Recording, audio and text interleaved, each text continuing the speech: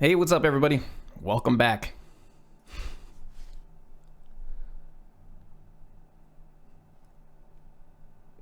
Today, how's everybody doing? Just watching the chat populate here.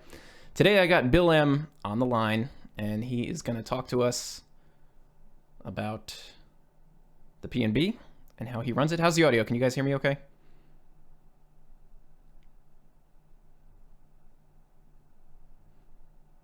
I don't think I have music playing, but I'm not sure if you guys can hear it because Skype is kind of muting it. Okay, you guys are saying yes. All right, so what I'm gonna do is I'm gonna bring Bill in, and then we're gonna transfer over to trains, and I think we're gonna set up some trains. We're gonna do some operating today. So let's see. All right, Bill, I'm bringing you in. You should be in. You could say what's up to everybody. Hey, good afternoon, everyone. Thank you for inviting me along here today. I'm glad that everybody's populating the list here, and I'm honored to be able to discuss some things with you and answer some questions. And I think we're going to be doing a little bit of running today, if I understand. Yep. Can you guys hear Bill okay? I've got everything kind of going through OBS. No music. I see. Let me turn up the music volume. Skype is like muting my my music, so. Oh, yikes. I'm sorry. It's not a problem. So you guys can hear Bill. Everything's good? Loud and clear. Okay.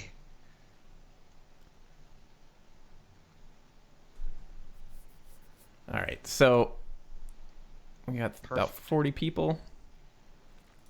All right. Yeah. Okay. Stream looks good. All right. So Bill, if you could take it away whenever you want, I'm gonna finish setting up some trains. What we're gonna do today, guys, for operating is we're gonna run a train from Allegheny to Mill Creek and do a coal drag.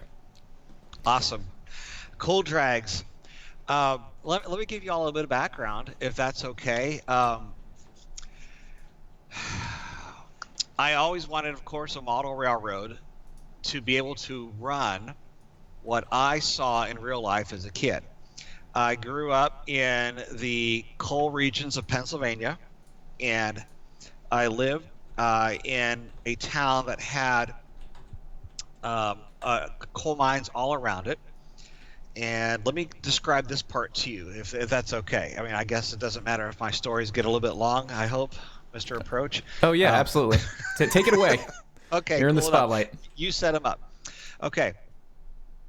The town that I lived next to, I lived out on a rural route beyond the town, and the branch line came up off of the main line.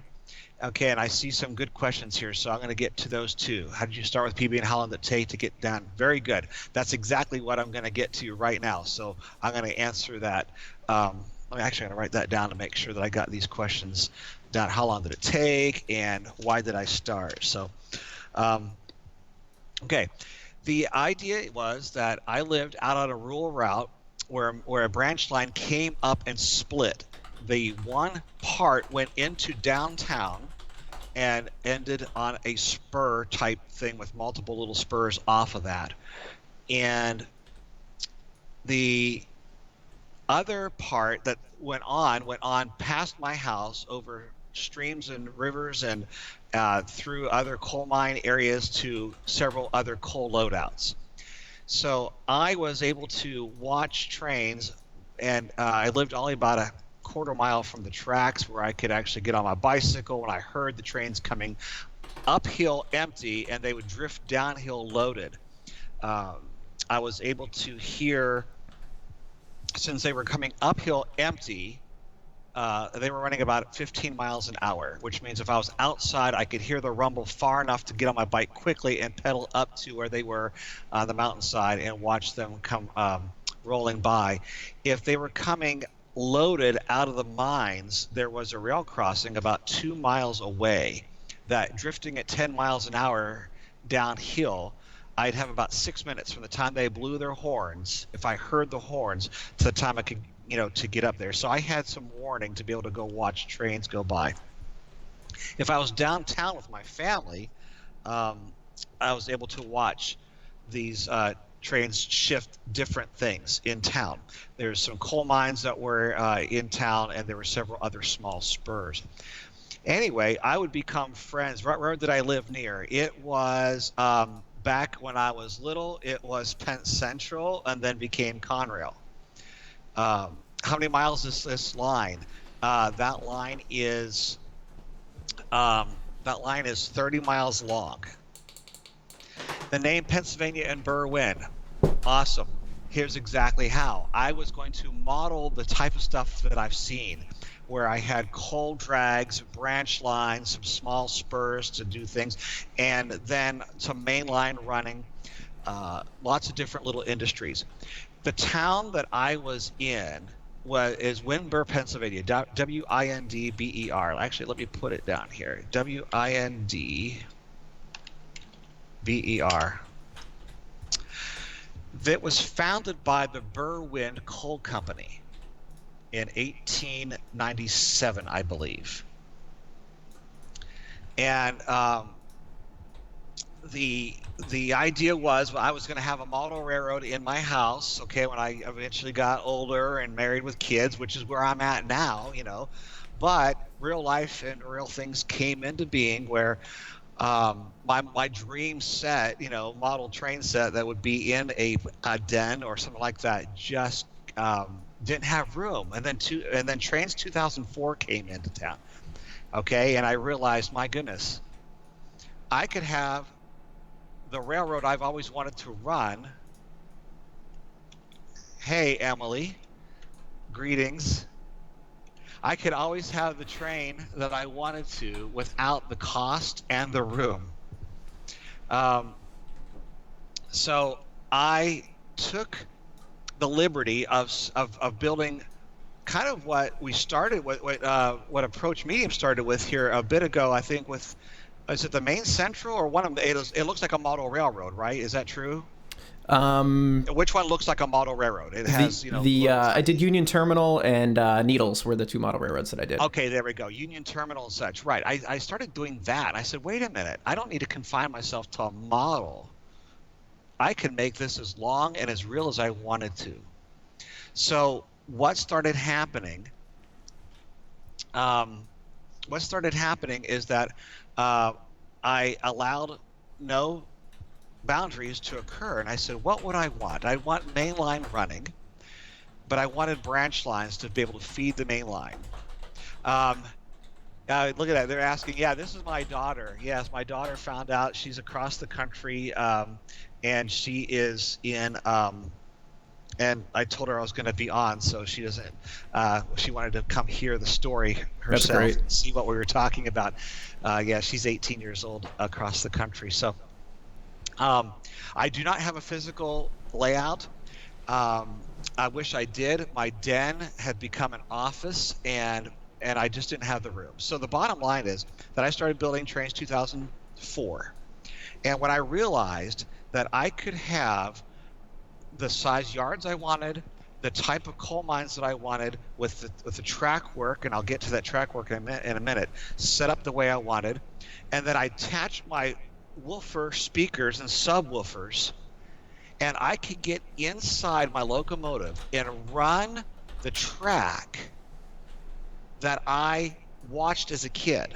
And I actually, before there was Google Earth, okay, back in 2004, there wasn't a whole lot of Google Earth happening. And in 2003 and such, when I started even putting some of this together, I walked many of these railroad tracks. Back then, they didn't care if you trespassed in the 80s, okay? And I also got to be friends with the train crews. So the train crews would actually stop their 100-car coal train to let me on, all right? And then they would take me up to the coal mines, or vice versa, or down from the coal mines, and drop me off wherever I wanted to be dropped off at. That's awesome. Yeah, and then if they were doing small switching in town, they'd have a couple Jeep 38s and several box cars out to Iron City, out to Agway, and a few of these other places. So to answer one of the questions that came up, well, where did I get some of these names? Some of these names were taken right from the industries that were in my my area. So I was blowing the horn through town.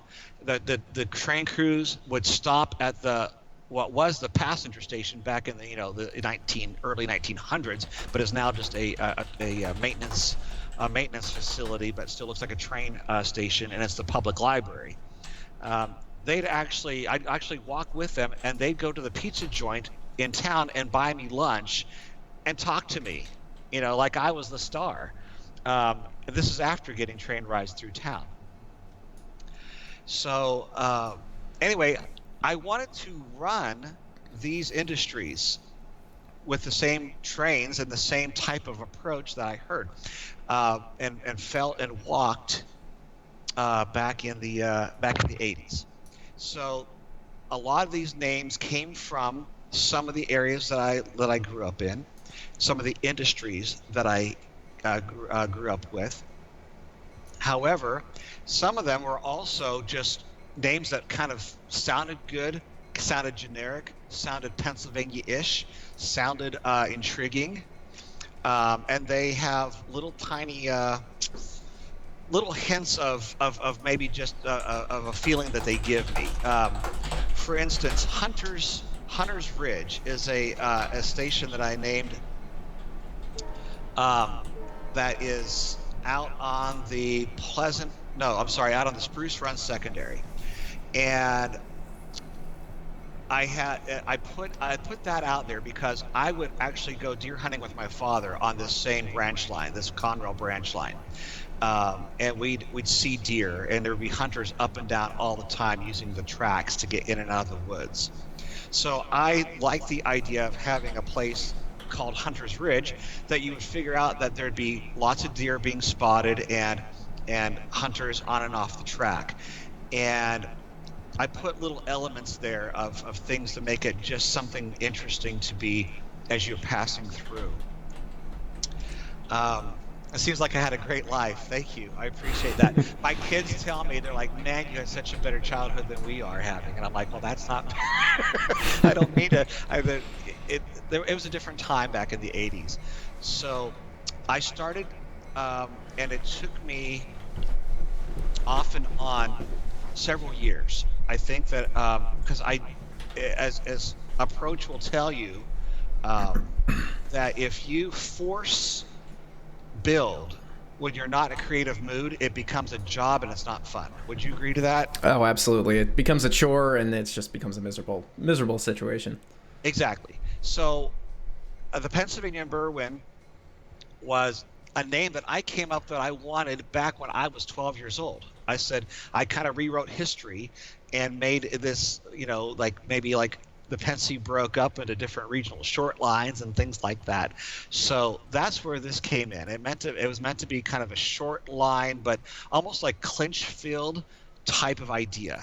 Clinchfield's not a short line, but it's not a huge railroad either. It has through freights, it has interchange traffic, it has coal traffic. So it's Pennsylvania-ish with the Clinchfield type of feeling, almost Louisville and Nashville type idea, um, with its small hometown feeling idea. So let's see here. I know that there were other questions, and I was trying to write some of them down. Uh, any questions I didn't answer so far? I want to continue telling more story, but I don't want to ignore some questions. Yeah, if you guys have specific questions, Yeah, they make had sure you some. ask. I'm trying to write some of them down, but I didn't get a chance to write all of them down. We On derailed half this. our train. Ah. That's no good. Uh-oh. All right, I don't know what happened there. Okay. Interesting. So here's what happened: is that I ran the. Oh, let me tell you how the operations were set up. That's a good idea. Um, everyone likes signals. I know that, and signals are kind of cool. But in my little area of this branch line, everything was run on, I guess, what would be called track warrant nowadays. Conrail had it as what was called Form Ds, which meant that they would have a radio broadcast, a radio to back then it wasn't even to the dispatcher, it was to a tower operator. So even as a 12-year-old, I heard what was said, and I memorized it just because I was fascinated how this thing worked. on how operations worked with track warrants. So, do I know anything about this place relatively close to Wimber? Which place would that be? What place would be relatively close to Wimber? I'm sorry, I'm trying to figure out what you're talking about. I'm guessing maybe the old abandoned trolley facility there. Oh, okay. Is that what they're talking about? Apparel Okay. Master Uniform Retail is what he says there. Oh, I do not know anything about that. I've been out of that area. Um, Thank you for the compliments, guys. I appreciate it. I've been out of that area for decades, and like I said, so I moved away with a piece of the railroad in my heart, and I wanted to relive it. So that's what the PMB was for me, a way to run the trains that I kind of joined up as and got rides on as a kid. I was not able to drive the train, but I did sit. I drove the notch up and sit in the engineer's seat and such. I did that on a branch line in Utah on the Denver and Rio Grande. Okay, before right near the time it merged with Southern Pacific, so I was able to do that. But they didn't let me do the throttles and stuff. But he always let me blow the horn through town. Um, so that was yeah, thank you. I consider myself very lucky too. I had, matter of fact, the engineer that I actually kept in touch with off and on. I found him 2 decades later on Facebook or email, I think, back then, just email before there was Facebook. The symbols are based on real trains. No, the symbols are um, the symbols were doing the were just actually, where did I hijack them from? I think I used the symbolage that Southern Pacific used, where they just used the first couple letters of the 1 yard or area and the first couple letters of the next yard. So the GR, let's see here, like the GRJUM would be a Grafton to Juniata merchandise train. So those weren't the symbols that were in Pennsylvania area. They always had they were just locals, like the C90, the C48. Back then, it was a W was a local, Allegheny was the division, and it was based out of Conemaugh, which is near Johnstown.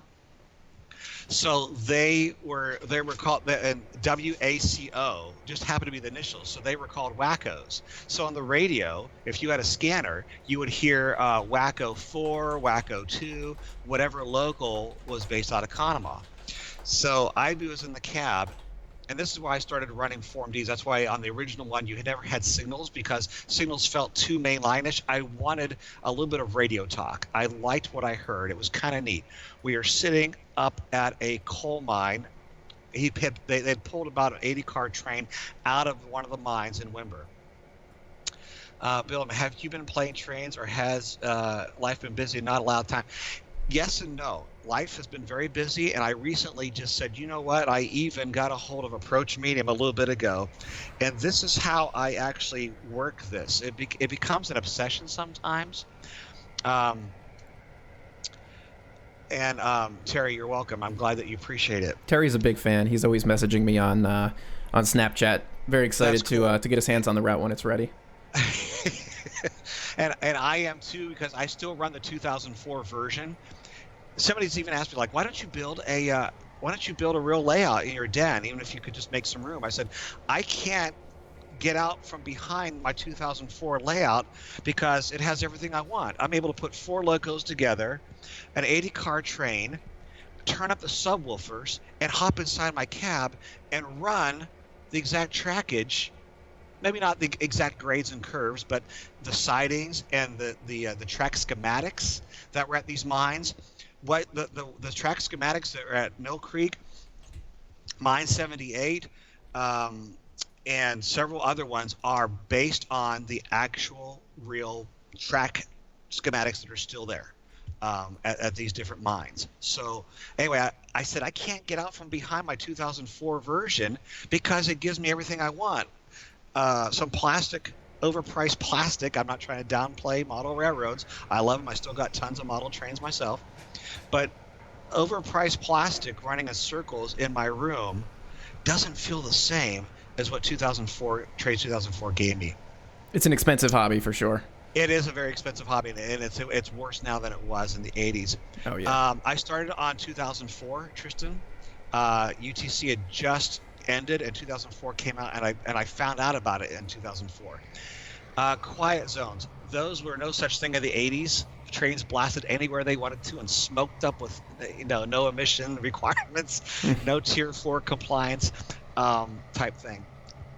So there's no quiet zones. I like horns. I like bells. How long did it take me to make? It was an ongoing process for about 4 years. That's why the timetable I think that I sent approach is it was made in 2008. Once I got everything done, I put a timetable and a tour together so I could run it. Because sometimes mine gets so big I forget what I had. Where my stations were, even though I'm the one that put it out there. Mm-hmm. So I'm not sure if you answered this, but what's your favorite railroad of all time, and what is your favorite era? Well, boy, it's like, what's your favorite food? Well, I like ice cream and I want dessert. I like pizza, but I also like roasted mashed potatoes when I'm not in a pizza mood. So what types of trains do I like, and what's my favorite railroad? I like different elements of different things, just like you would with pizza versus steak and mashed potatoes versus pizza.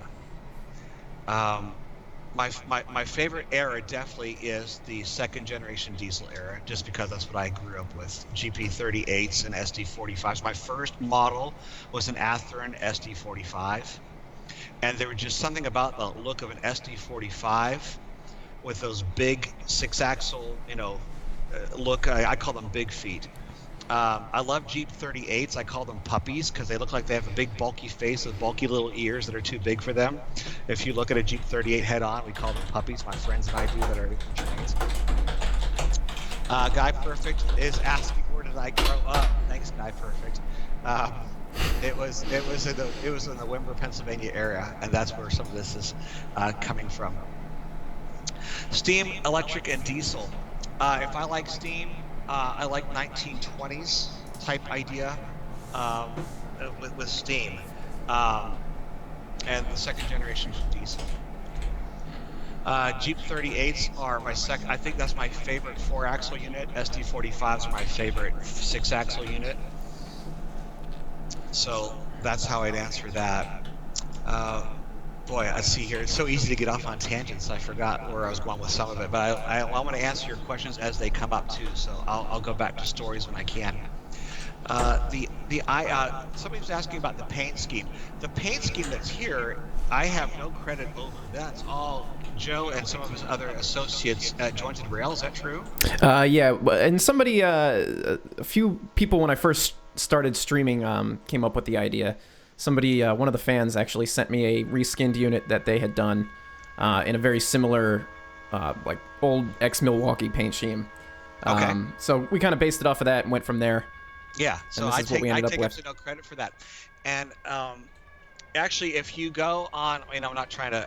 If you go on Google, and I guess you could do that without leaving the stream. Not that I'm trying to get anybody away from the stream, but if you go on Google and just type in Burr Wind coal hopper and hit image, you will see a real. This coal company had their own coal hoppers. Let's see here. Have you seen the ET44AC pass by where I lived? No, those were not. Those weren't around anywhere.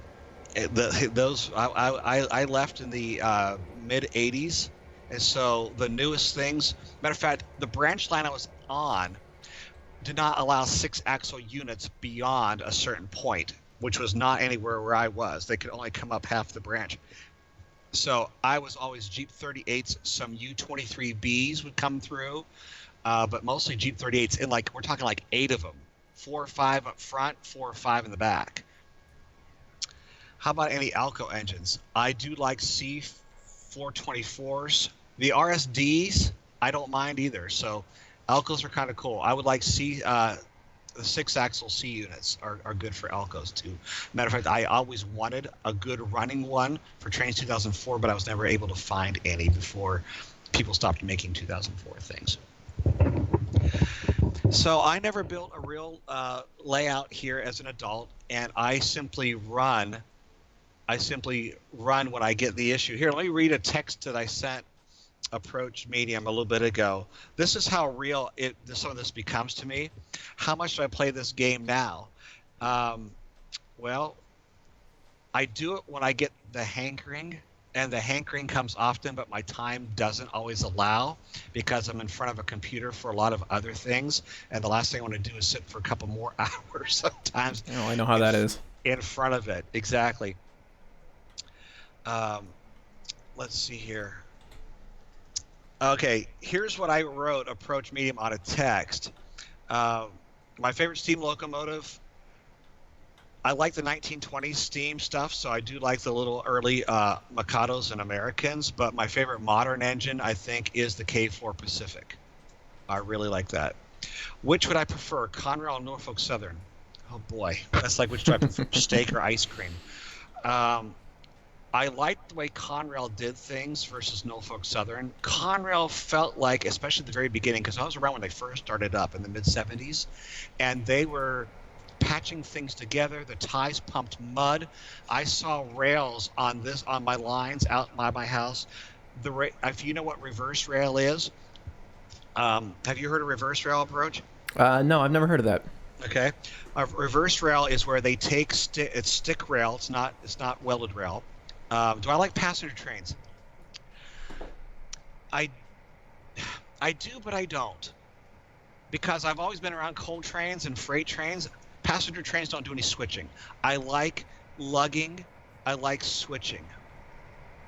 Is the original PNB available for download? I don't. I think I have. The problem is that most of it will not. All the dependent assets are not available anymore. It's not going to load in Tane like at Yeah, all. it won't load with anything that you have unless you have the original 2004. Yeah. And even then, most of the assets that would normally pull down off the download station are no longer there. So, matter of fact, when my computer eventually does crash and I can't move it anywhere else, my original creation is going to go to dust. So I'm holding on to it, dear. Just have to get a vintage computer to keep it on for a while. Yeah, exactly. And I'm hoping I can, and that's what I'm trying to do. I sure love the Vonnie branch because it reminds me of that. Sorry, Terry, you're talking about the original back in 2004, obviously, because no one has the real one out here. Um, I definitely like EMDs the best, BNSF, just because that's what I was around of. The GEs, everyone I talked to uh, as a kid, they would tell me anytime they got a GE unit, they were slippery and they loaded very delayed, which means that they would put the throttle up to run four, and it would take 30 seconds before it even started moving very well. And then once it got riled up, they couldn't even bring it down very fast. So it's like try driving your car with a 45-second delay on the gas. You never know what you're going to do. What are your thoughts on using trains as a prototype for a physical model railroad? Um, the issue I think with using that is that having real dimensions transfer over from trains to a real physical model railroad might be problematic. So I'd use it for design, for like your schematics for your track. Proof of concept almost. Yeah, exactly. Like, because here's what you do. Guy Perfect asks, where did I come up with the name for the Vonnie branch? Okay, there we go. I didn't want to name the town Winver, which is where it's based of. I was actually going to keep that a secret for life where it came from, but that's okay because I stole Winver, Pennsylvania. Sorry. No. I told you on purpose, and and from there it could go on. Yeah. No. I just never put that in any of the forums. 8 years ago when we started putting things out. Okay, I'm gonna get to some of these other questions here in a second. But Vonnie was the nickname that my sister-in-law gave my wife when they were little. And so I thought it was kind of a cute town, and it was very nondescript of where it could be anywhere in the country. And it was unlike any other town name. So it just had a unique ring to it that I'm like, you know what, I'm gonna call this town Vonnie as a nod to my wife. So that's where Vonnie came from. And it just kind of stuck. It was kind of neat. Do I see a big abandoned spur leading to an old abandoned junkyard fit into the P&B? Yes, any one of those things. I had actually put a I actually added down in Grafton another spur into like a recycling thing that would take like not just scrap, but we're talking like dirty dirt and other processing stuff, and it would like a like a waste facility type thing that would take junk and or e-waste. High speed regular, slow speed 30 and below. I like a little bit of both. I definitely like the slow speed up the branch lines, grinding it, run 7 or 8 at 15 miles an hour, getting up some hills. But I do like some mainline running, but I don't really care for sitting beside a main line having container trains fly by me at 80 miles an hour, or 60 miles an hour. It just kind of gets boring, like watching slot cars. Watching the, I like watching switching and things like that. So I like the little ones. Um,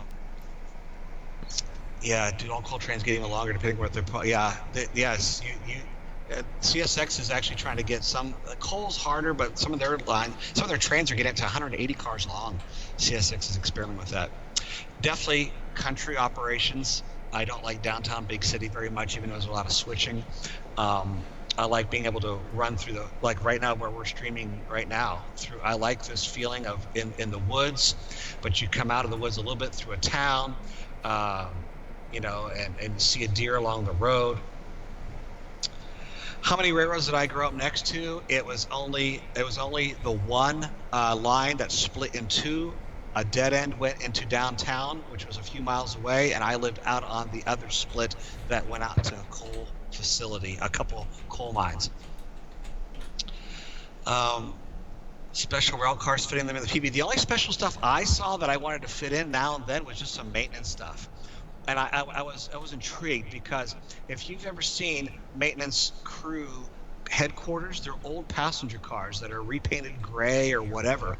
And one night as a kid, it was I think in the wintertime, and we went into town and sitting on the Agway siding in what would be downtown Vonnie was passenger cars. And so to a 10-year-old, I'm like, what are passenger cars doing here? And I actually went and knocked on the doors, and the maintenance crew opened them up. Like, who's knocking on our doors?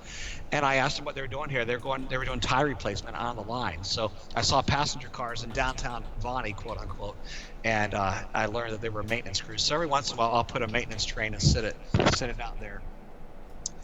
Coal mines were all bituminous. Um, when I share my thoughts on the latest Amtrak derailment, boy, Amtrak. I feel bad for Amtrak. Amtrak's trying to do something that people misunderstand. They ask for it to be self-sufficient and make money, and even though highways don't make money and other public forms of transportation really don't make money, they're not for profit, but they want Amtrak to do it. So I think Amtrak kind of gets handed scraps, and but I think what happened on the latest derailment was just operator error, from what I understand. So um, we didn't slow down. Guy Perfect asked ever ride on those trains when I was a kid. I certainly did. They even bought me pizza at the pizza place. Or every once in a while, we'd walk to the grocery store and the engineer would order macaroni salad. I always thought that was an interesting thing. That's one thing I was going to mention. I got a hold of my on different forums. I was mentioning taking these train rides on these old bulletin boards, they were called, back in the mid 90s, before there was Facebook or anything like that. And I mentioned riding the trains out in that area of Pennsylvania, and somebody popped up on this and said, I used to ride those same trains and see you downtown now and then.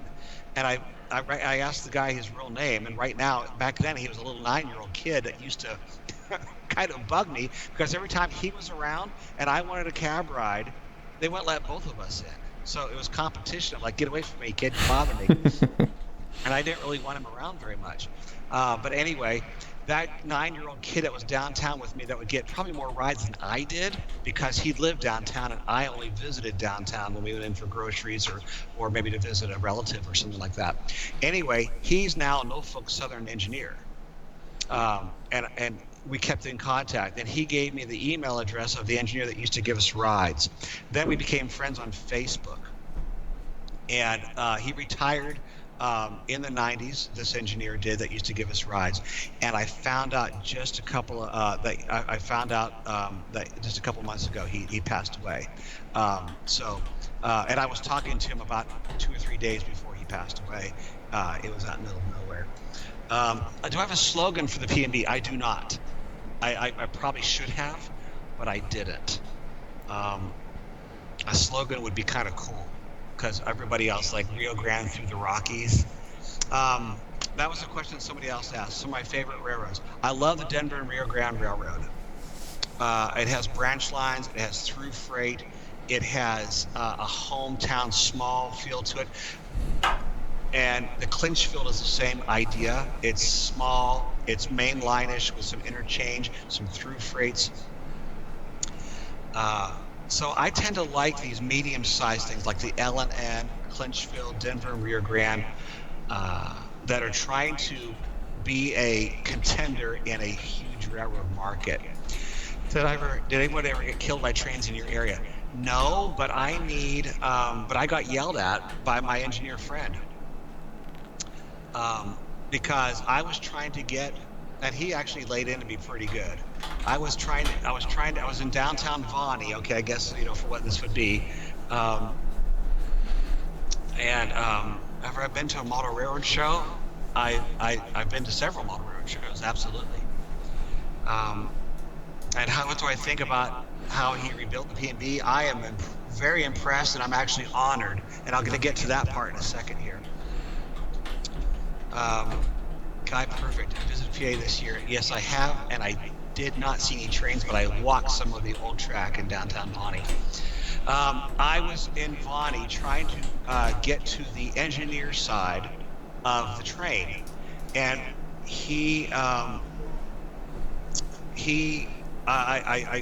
was on my bike, and I dashed in front of the train. Granted, as probably a 12-year-old at the time. As a 12-year-old, I thought I had plenty of time, but it scared the engineer to death. And he was the engineer guy that always gave me the rides and stuff. And so when he stopped the train, he's like, "Don't you ever do that to me again. Do not pass in front of my train like that." And I was like dumbfounded and sad that I made him mad because I scared him. And I dashed in front of the train really quickly. And if I would have slipped on my bike and fell, he would have hit me. And I look back at it now, I'm like, well, okay, that was stupid, but what 12-year-old isn't, occasionally. So anyway, that's where that came from. What was my parents' opinion about going to lunch on the train cruise? Back in the 80s, they loved it. They thought it was cool. My dad was a railroad fanatic himself. We always had model railroads somewhere up, if we could, definitely around the Christmas trees. He has lots of brass engines that I inherited from him. Almost everything Pennsylvania Railroad brass that has been made in HO, I have because of him. So they thought it was awesome. They took me to the Horseshoe Curve a lot, and they were even so nice. Okay, this is how bad this got, guys. My engineer friend, he gave me his phone number and would let me call him on the phone. And so I would find out when they were going to come out to town by making by making a phone call. So, and so I can't believe that this gentleman, and he was always high class man, this engineer was. He let me talk to him on the phone in the evenings when he'd get off work. And, here's this little 12-year-old, 10-year-old calling him. What guy would do that nowadays? Let a 10-year-old call him and ask him all about the railroad and stuff. But I'd find out when the train crews were coming, and so my parents sometimes would drive. He would let me know we're going to be out on the P&B. It would be out on the Spruce Run Secondary at the end of the mine up there at PBS. He would say we're going to be out at PBS tomorrow morning, if you get out there about 10 o'clock, we'll be able to give you a ride back into town. And so my parents would drive me out to the railroad crossing south of the mine and wait there for the train to show up. That way I could take the ride back into town. So they were very giving of me and supported me going on rides and stuff with these crews.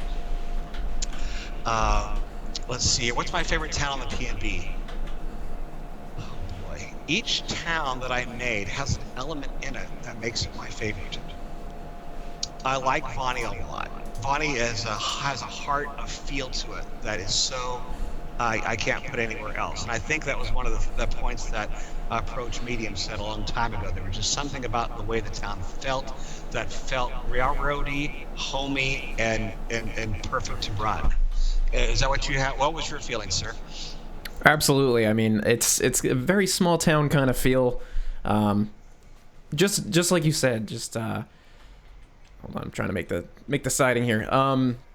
I always picture there's one house down there as Grandma's house. Like that's how it felt to me. Like there we go. You know, it had a real place in the real world. Yeah, Mount Union had a feel of a town of a main line passing through it. You know, there's no switching. There's a siding at the end of Mount Union. In later years that would get up there. Mount Union and some of these other towns had trains passing through. And so I like that some of them have feelings of passing through. Some are lots of switching. Some of them have passing through at fast speeds, slow speeds. So every town has got a little bit of something in it. Man, I love to be able to get to all you guys' questions. If I ignore a question, it's because I didn't see it or didn't get to it. So I feel bad so don't feel bad that I'm ignoring you. Let's see here. Pointer Rocks, Maryland, I've heard of but never been there. And I did hear that the big boy's being restored. I have put stones on the rails and didn't get yelled at because no one knew that I put them on there. And I've sat back and watched them run over it, but I never got yelled at. Cab ride with the Wheeling of Lake Erie. Nice small town railroad too. I like these small ones. Nothing against Union Pacific guys and Norfolk Southern, but I really just like a hometown feeling railroad. Like that's the kind of stuff that I gravitated towards. So, anyway, so I was sitting in the cab of a locomotive with my engineer friend, and they just pulled some a loaded coal train and got it ready. I think actually they had gotten ready and loaded the coal train and were just on the outskirts of town. And I said, can I get a ride with you guys down to the junction? Because that's where the spur that went in through town met the line that came past my house. And I was going to get a ride down there and then just walk back into town a mile or two. I've been inside a working steam locomotive. Yes, I have. I was actually an employee of the Heber Valley Railroad in Utah. So I was actually a paid employee of that railroad, and I worked on the track gang. So I've been in a live steam locomotive. Point of Rocks right now, awesome. And so they said, yeah, you can come up in and come through town through there, and we'll let you we'll take you down to the junction. So we got up into the cab, and like I mentioned, there was no signals on this route. This was all track warrants. And they said, I remember the conductor saying, let's get our Form D right now, our track warrant now. My last cab ride was in 1983, I think, 1983.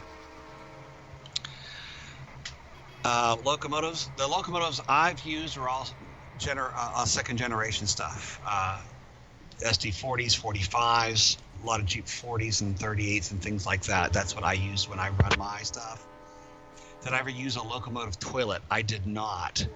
Would I be an engineer if I could right now? No. And here's why. I've never seen my family. It's long, hard hours. And when you start working your hobby, it doesn't become a hobby anymore.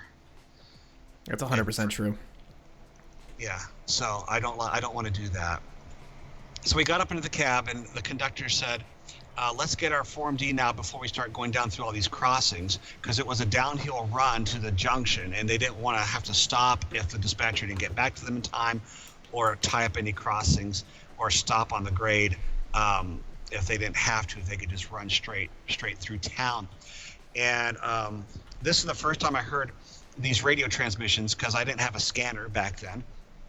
And they had an operator at South Fork on the main line that was in charge of the branch. So I remember, I think it was an 8063. I think it was a Jeep 38. I think it was 8063. So this radio transmission stuck with me, and I said, I want to run my branch line on my railroad with this radio chatter, because it sounded kind of cool. More than just watching signals. Even though signals look cool, especially at night, I wanted to do a track warrant ran railroad. So the engineer got on the radio, and he said, Conrail 8063 Wacko 4 to operator SO, over. And about 20 seconds later, so operator SO, go ahead, sir. Said Conrail 8063 Wacko 4, requesting permission to move north on the, let's see what it was there. That is the South Fork Secondary. That's what it is. If you want to look it up, Norfolk Southern still has the South Fork Secondary. Requesting permission to move north on the South Fork Secondary, over. And he said, stand by. So the operator then would go contact the dispatcher. Let's see, have you ever gotten your first model train for Christmas? I think that first SD45 may have been a Christmas present, but I'm not sure. My father always had models around and a model train set up, so I may have gotten that. Well, it may not have been for Christmas, just because it was always around. So he contacted the dispatcher, and he come back written to that. So they got their pen and paper out, and it came on with. Let me explain this little bit of piece here, if I can. The way the track warrant system set up is that they would have, instead of signals at these wayside station names, which was just a sign against the line. It was just a sign. It's just a name. They would tell them in so many words in the rules, pretend like there's a green signal at that location. It's like all pretend in a way, okay? So they would list what's called clear blocks at each station name, and they'd have to write those down. So here's the way the transmission came back up. Operator SO to Wacko 4, over. This is Wacko 4. Go ahead, operator. Yes, sir. This is track warrant or Form D number 4849, dated September 4th, 1983, to the CNE Conrail 8063 Wacko 4 at Paint. Circle line 2, permission granted to move north on the South Fork secondary track between Paint and South Fork. Circle line 13, clear blocks at HC, LV, Summit, and I forget, there might have been one more in there. And they listed out the blocks that they were allowed to pass when they got to, as if a clear green light would be sitting there, even though it's just a name. And so they were writing these down, and then he'd come back with it and reread it to him. Here's the read back on Form D number 4849, dated September 4th, 1983, to the CNE, which is conductor and engineer of Conrail 8063 Wacko 4 at Paint. Circle line 2, permission granted to move north on the South Fork secondary between Paint and South Fork. Clear blocks, and they named the clear blocks out, and the operator would say time correct is 4:13 in the PM. Operator and dispatcher, and they give the initials. So once they got that Form D in their hand, that was their permission to move. So they released the brakes. They said, you can blow out the whistle all the way through town. So we must have been through probably 15 crossings by the time we went from where we left all the way through. And I remember looking out the how's the track conditions? 10 miles an hour and rather bumpy back then, that's for sure.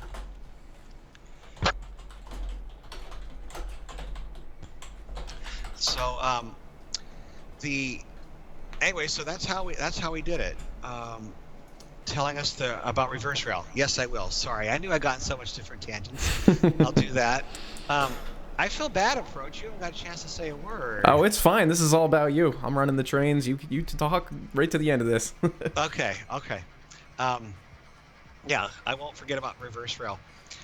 I went through and I did a couple of crossings with the. Oh, thank you. I appreciate that. 2716. Thank you. And so I'm a 12-year-old, and I'm trying to time out at 10 to 15 miles an hour going through town, the 2 longs, a short, and a long to cover the crossing. And I did okay, except one of the last ones I did, or one of the ones I did, uh, I had to almost repeat and hang on to make it legal, so I covered the crossing. And the conductor said, Mike. Oh, I gave away the conductor. Oh, he's passed away now, so just the first name didn't hurt anybody. I just didn't want to tell anybody what his name was, just That's for fine. privacy's sake. First name didn't hurt, and he's passed on anyway. Main power, the P&B, SD40s, SD45s, Jeep 40s, Jeep 38s. I like some Jeep 9s and SWs to do some local switching. That's what I visualized. A couple Alcos thrown in here and there, maybe some pool power that comes in from the B&O or Norfolk Good Western sometimes might come in, maybe a high hood. Anyway, he told the engineer, show him how it's done. And so on the last crossing through town, the engineer said, let me show you. And he did it beautifully. 2 longs, a short, and a long, just the right duration, and covered the crossing as it was coming through with the bell ringing. And I was like, man, that was good. You did good. And so it was, I was kind of shown the right way to do it by the professionals. So my favorite Class 1 railroad, oh boy. I like bits of all of it. I like the way BNSF handles their image. I like the way they do business. They seem like they're a tight-knit, well-run railroad in a way.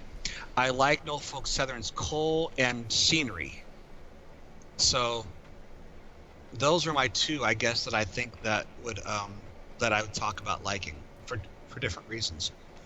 Reverse rail. Reverse rail is where a 39, back when I was little, this was all 39-foot stick rail, branch line stuff. And you're quite welcome, Jacob. It's my pleasure.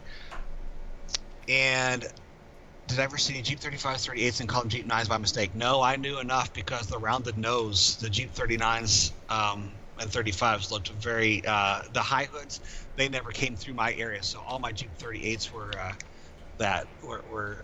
I knew were not Jeep 9s. And so I think that 80s crossing, where the crossings, 80s like today, some of them were guarded, most of them were not guarded crossings. So that made it kind of neat because you had to rely on the horn and whistle very well. Okay, so stick rail, 39-foot sections. Penn Central had let maintenance defer on their main line and their branch lines really bad, to the point that ties were pumping mud, the rails were old, there were joint bars broken, there were slow orders everywhere. So my favorite regional railroad, I think, would be it's a toss-up between the Denver and Rio Grande and the Clinchfield back then. Nowadays, oh boy, I'm not sure what I'd call for my favorite right now for regional. When times were tough money-wise, to get the use out of a rail, if a rail was in a curve, the rail would be, my favorite fallen flag railroad, I think, would have to be, I think the Pennsylvania has a place in for me, just because it was a monster railroad that tried to do things well and had some pretty good class to it, at least in my opinion. I definitely like the ones I already mentioned about Denver, Rio Grande, and Clinchfield. The the rail would wear down on the inside, on the inside part of the rail, on the outside of the curve. So that part, because it got the flanges and it got the wheel wear, so the rail would get very, very thin. So to get extra life out of that rail, instead of just getting rid of it, they would take that rail out of the curve, straighten it up, and put it in, make it a straight piece, and reverse it, meaning they put the wear end on the outside of the rail and leave the clean new face on the inside. So it's kind of like scrubbing something down to it wears out on one side, then you flip it over and wear it down on the other side. And so that's what they did with the rail. They reversed that. So there were sections, a couple sections I remember as a kid walking down on this branch line where the top of the rail was literally 1 inch tall. Oh, sorry, wide. The top of the rail was 1 inch wide, and it was a ball. It wasn't even flattened. It was a ball because it had been reversed, worn so much. So I knew I was dealing with a really a really neat thing here with of ties pumping mud, reverse rail, 15 mile an hour with empties, 10 miles an hour with loads. So anyway, that's what reverse rail is, and that's what kind of thing this was. Right now we are at Mill Creek. What's interesting is that this is based, the way I had it originally based was, true to real life and approach. Did not realize that I was exactly copying something. So do you want to take over for a little bit, Matt, and to talk about what you envisioned with some of this? Or Yeah, absolutely. So my initial impressions with the P&B was that it was entirely all fictional. So as I'm building, for the most part, or rebuilding, I'm using other fictional elements from my own life and things that I would like to include that I enjoy and stuff like that. And when I got up here to Mill Creek, it was another one of those areas that I was under the assumption was a fictional location, and that turned out not to be the case. And I only learned this after speaking with you, Bill, back in April or May, the first time that we spoke on Skype. Right. And you had informed me that the PBS mine here was based on, is it PBS coal in Pennsylvania? It's a real place. Yeah, it is. It is a real coal. It's a real coal loadout, and you could actually see the track work if you go to, if you type into Google Maps, Central City, Pennsylvania, and look at Google Earth. You could zoom in on that rail line, and the whole my original track schematics and track work is an exact replica of what you see now on Google Earth. I didn't have Google Earth back in 2004. I had to go by schematics from walking it as a kid, and my engineer friends I currently have up there were able to give me a sketch on a napkin and scan it in of the rail up there. So I wanted to run the rail yards and lines and operational schematics that I saw as a kid. So that's why I replicated it exactly with that track schematic. And so PBS stand, I'm not sure what PBS stands for. PBS Coals, I really do not know. It's a real, you can Google PBS Coals and it's a real corporation. I don't know what they stand for. So, Bill, we have Brian Mitch just joined us here. I don't know if you remember him from the Trains forums back in the day. I do. Yes, I do. That's awesome. Yes. And here's how this happened, guys. I built this whole huge monster layout with the timetable and the tour and everything just for my enjoyment. And I started putting screenshots up just for fun, just to see if anybody appreciates some nice shots. And I started getting people like Brian Mitch and Approach Medium started saying, this is kind of neat. I like what you've done. Show us more screenshots. And the more I put more screenshots out and kind of gave it a real feel to it,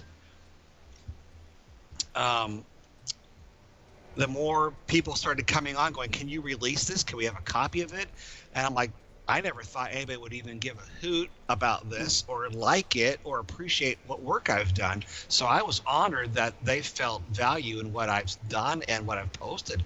So it kind of took off from there, where many people have run it and said that they liked the way this had been set up more than the commercial ones they've paid money for. So to me, that was a real nice Well, it's thing. because you spent so much time putting in this backstory, and I've mentioned this so many times, how you've given it backstory, you've given it life, you've breathed life into it by taking these elements from your own life and bringing it into the game and adding story to the towns and the places and Awesome, thank you. I even wanted the read to be almost. I sometimes I just read my own tour anyway, just to kind of relive it. It's almost like a good fictional story by itself. You know, even if you don't have the absolutely. if you don't have the railroad in front of you. Guy Perfect asks, "Is there any other railroads I like?" Um, Let me throw another one out there that has a little bit of neat feel to me. There is. I do have to say that the Santa Fe, the ATS, back then that was the Atchison, Topeka, and Santa Fe, the old Santa Fe war bonnets, and the out west feel of the old Santa Fe, I really like too. So I'll put that up there too. Brian Mitch said exactly. It was a backstory, and it had a life of its own. Felt more than just another route. That's cool, and I appreciate your input, um, Brian. And I never ask these questions to fish for compliments, because I'm not that type like to fish for compliments, but I always like finding out what is it, because I know what it is about what I see in front of me that I like, and I put the elements in there that give model railroading and real railroading its flair for me. But I always like somebody telling me, um, like Brian and Approach Medium, what did you like about what you saw, and what made this real for you, or what really stood out for you? So that feedback to me is very, very valuable. So what ended up happening is that I released this, and lots of people downloaded it and started running it and then commenting on it. And Approach Medium came to me, um, and chassis system. I forgot about the chassis system. I did like the chassis system. I like the Cheshire Cat C on the front. I like the yellow schematic on the paint scheme.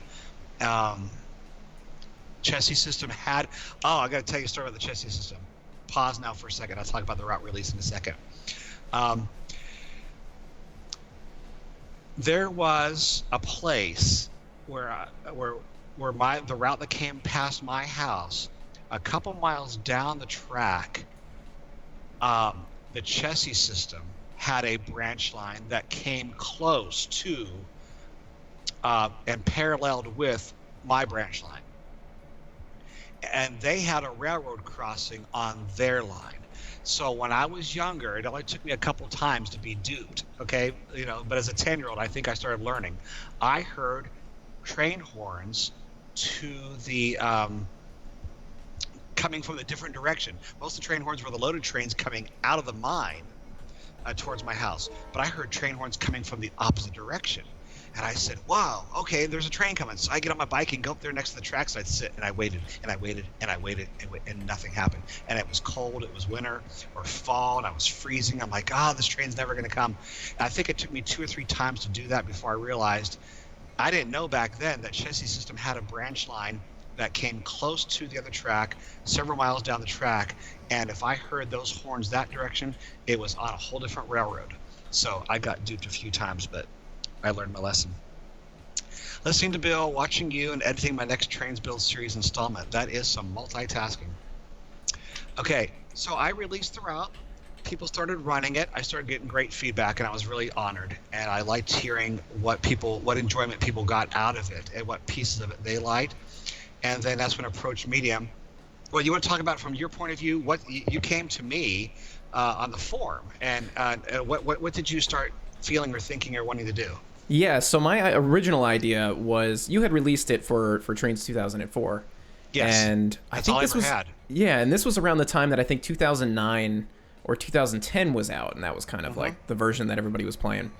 Right. And it was also around the same time that all of the old 2004 content started to get corrupted in Content Manager, and the game started to change direction and try to, I don't know, whatever they were doing, trying to have higher quality content or whatever. So a lot of the content that you had used was no good. It was corrupted. So my initial goal was to go through your map and just change out the content that was there. I wasn't going to do what I'm doing now and rebuild this completely. It was more of, let's just get rid of the faulty stuff Got it. and update it and then release it so that I could work with 2009 or 2010 or whatever it was at the time. Well, what happened for me was that it just became it was a bigger chore than it was ever gonna, than I could handle, in terms of fixing broken assets or locating proper assets that weren't broken, et cetera, et cetera. So it kind of dawned on me at that time that why don't I just use your original layout and then the paperwork that you have to just rebuild it track for track, and that way everything was updated. And I think one of the things that motivated that, and it was kind of an odd issue at the time, was just having the map from Trains 2004 ported into 2009 caused corruptions. So just the map itself. So I couldn't really update it without any further corruptions down the line. So I had to, I decided to just start rebuilding it, and then I asked you for permission to do that because I didn't want to just say, "Hey, let me just start remaking your map. How does that sound?" And you were cool with it, so I was honored. I'm glad that someone likes it enough. And matter of fact, I said, if Trains 2004, when I can't play it anymore, I'm going to want something that simulates this in the new era type thing. So I'm glad that you're doing all the footwork for me. Yeah, right. I'm sorry that I didn't get to. It's not exactly a track for track copy. Like obviously, Mill Creek PBS Coal is not the same as it is on your map, but trying to still use the same themes and motifs and everything, so the operations are the same. And I told Approach Medium, I said, you know what, you're doing this and you're putting your time into it. If you put flares in it that make it part of your own too, that's fine. I'm just honored that you're using 90-something% of the feel that I did, and you're maintaining a lot of the town names that give it the feel that I had for it. So that it was important to me, and I really appreciate that. Mm-hmm. Pittsburgh Trains asked, I just joined, so I don't know if you noticed or not, but what inspired you to create this route? It was definitely watching these types of operations happen as a young kid and wanting to drive my own train over the same type of track routes that I watched on and got cab rides as a kid. So somebody's asking me what the track is here. I'll just mention quick. This is old. Actually, I don't know what track this is. This is I think it's HD Rail 5 or something like that. I'm not even sure that it's available anymore, so I'm gonna have to switch this out before I release the map, because I did send the map to some of the Jointed Rail guys, and all the track was missing. So I don't believe it's available anymore. So I'm gonna have to do some adjustments there. And I think I was still using some of the track that you had, Bill, on the original 2004 map. Where is it? I think it's some of this track that's way down here. Yeah. This stuff here, such a limited use of things, so I had to really scrape. I pulled things from different areas where I could for free. I never put any payware on my route, just out of ethical reasons, and plus I was cheap. Yeah. So let's see. Tristan said, "What do you guys see in the future of Trains and 1,000 pieces of content to be created for it?" I see it flourishing, and I like the idea. Did they announce that they're talking about Trains 2018 having an even more in-depth virtual reality feel to it? Is that true? Have you heard something like that at all, or some kind of? I think they're updating the lighting engines and maybe that's what it is. And added some more. What was it that I saw in the video? Some kind of a brush to put down underbrush a little bit easier. Instead of having to place individual trees and shrubs, you can kind of paint it on.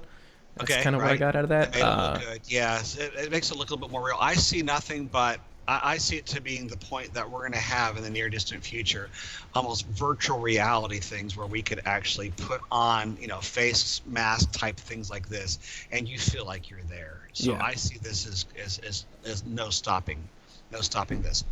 Guy Perfect said some people have a backyard railroad. Let me see here. I lost it now. I like that question. Uh, You seem like you might have one, do you? Actually, I do. Actually, I have a 7.5-inch gauge track in my backyard. That's amazing. Yeah, I do. I have a 7.5-inch gauge loop of track and a siding with 2 switches on it in my backyard. So that's where I did it too. I said I have trains 2004 to run my real cold drags and switch. I said, but having 7.5-inch gauge in the backyard gave me the feel of building that I didn't have with 2004. 2004 felt like artwork on software, and with a backyard track, I am able to I'm able to actually go and actually I have to deal with tamping and leveling and real derailments and a tie replacement, um, uh, angle bar replacement, joints and bolts getting loose. I have to do weed patrol, those kind of things. So anyway, that's so it was really have it really has the feel of working on a real railroad because I have to really do the same things that real railroads have to contend with: weeds, tamping, leveling, clean ballast, flooding, all those kind of things. So, does the P&B basis still exist? I think that you mean like the 2004 version. I have it somewhere on a what is it called, a CDP? What was it? Is that what the Yeah, the extension CDP was? file. Yeah. CDP file. Yes, I still do, but it's virtually useless because all the dependent assets are no longer available, and it doesn't pack everything on it. It only does the essential stuff instead of a lot of the imported stuff. It had to grab it from elsewhere. Um, Train Sim World. I have heard of Train Sim World. I've looked at other different types that are around. Um, but I can't get out from behind my tooth. Everybody asks me, even approach, have you upgraded yet to Tane? And I'm like, no, because I like my 2004 version of my railroad. It has everything already on it that I love, and so I have not had a reason to upgrade yet. I think I'm waiting for Approach Medium's release of the entire route before I jump in to Tane or the next generation, whatever it is. Yeah, I'm waiting to Um, see what Trains 2018 does to existing content. exactly, and I don't blame you. I don't blame you at this point. Matter of fact, 9, 10, and 12, and all those other ones were kind of, I was like, man, why should I get that one? This is not much better than what I'm already running. So, um, Rock Island and Penn Central. Let's see here. I gave some of my favorite ones as Denver and Rio Grande. I like the Clenchfield. I like the medium weight railroads that have some coal lines, some switching, some through freight, some interchange traffic. That's where I feel homey at. I get a little bit of everything. So, oh, I mean, does the route you base P&B of still exist? Okay, let's see here. Can I approach? Do you see that question? I'm sorry, the Western Flyer. Can you help me see what he says there? Yep. Does the route based PNB off of still exist in real life? One, I mean. So I think he's asking in the actual trackage, the real life trackage. Oh, yeah, Is there yes, any of yes, it yes. left, or did it all get pulled? Most of it. Okay, I see. Thank you very much. Okay, yes. Most of it does. There are different parts that have been torn up and are in place. Some are torn up and there's just a weed-prone right-of-way left. And some of it is now welded rail and 6-axle units on SD80s running on it. I'm gonna stop you there for 1 second, Bill. It looks like we're having some stream issues. I see it. Stand by.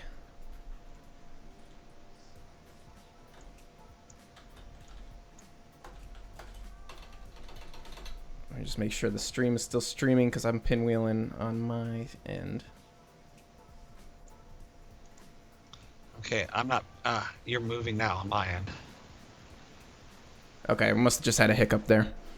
Sorry about that, guys. I don't know. I am on wireless, so this can be a little bit problematic sometimes. Chris asked, do you have derailments in your trains that you had to fix that won't derail again? Yeah, when I first put the line together, there were certain joints that I thought were connected that weren't, but and then some curves. I wanted some tight curves.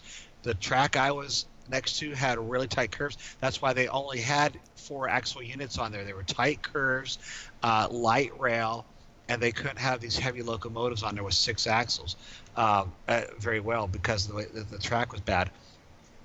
So I had I had kept curves sometimes a little too tight, and I had to broaden them up. So yeah, there was definitely some trial and error with it.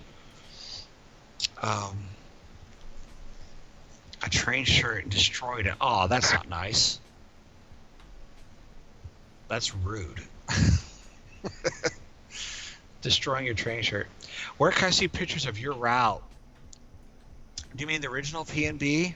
Wow, that's interesting. We had do you got a slideshow of a few things there, or is was that not available? I can. Yeah. Let me see what I can do here. Okay. I've got some pictures here that Bill sent me, so I'm gonna see if I can put them on the screen. Okay. Here's some old pictures of the original route. So that's a neat idea. Is there trains where I live right now?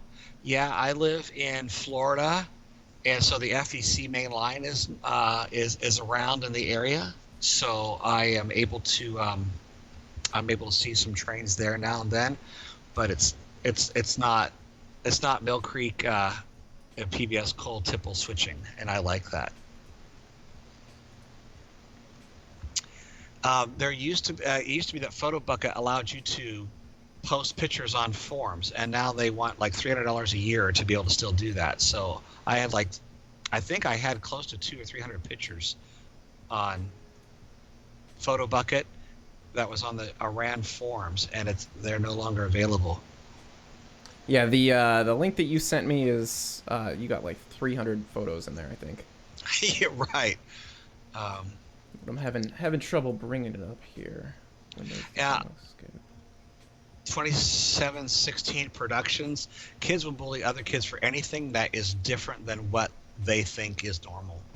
So it could be trains, or it could be, it could be kites. It doesn't matter. If you're different than them, then they go after you.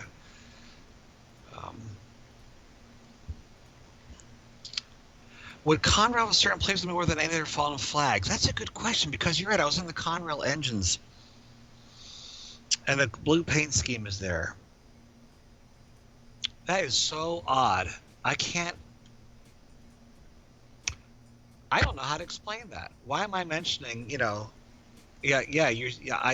replicating Conrail's route that I grew up next to and had the paint schemes and everything with that around me, but yet I talk about DNRG, I talk about the Clinchfield.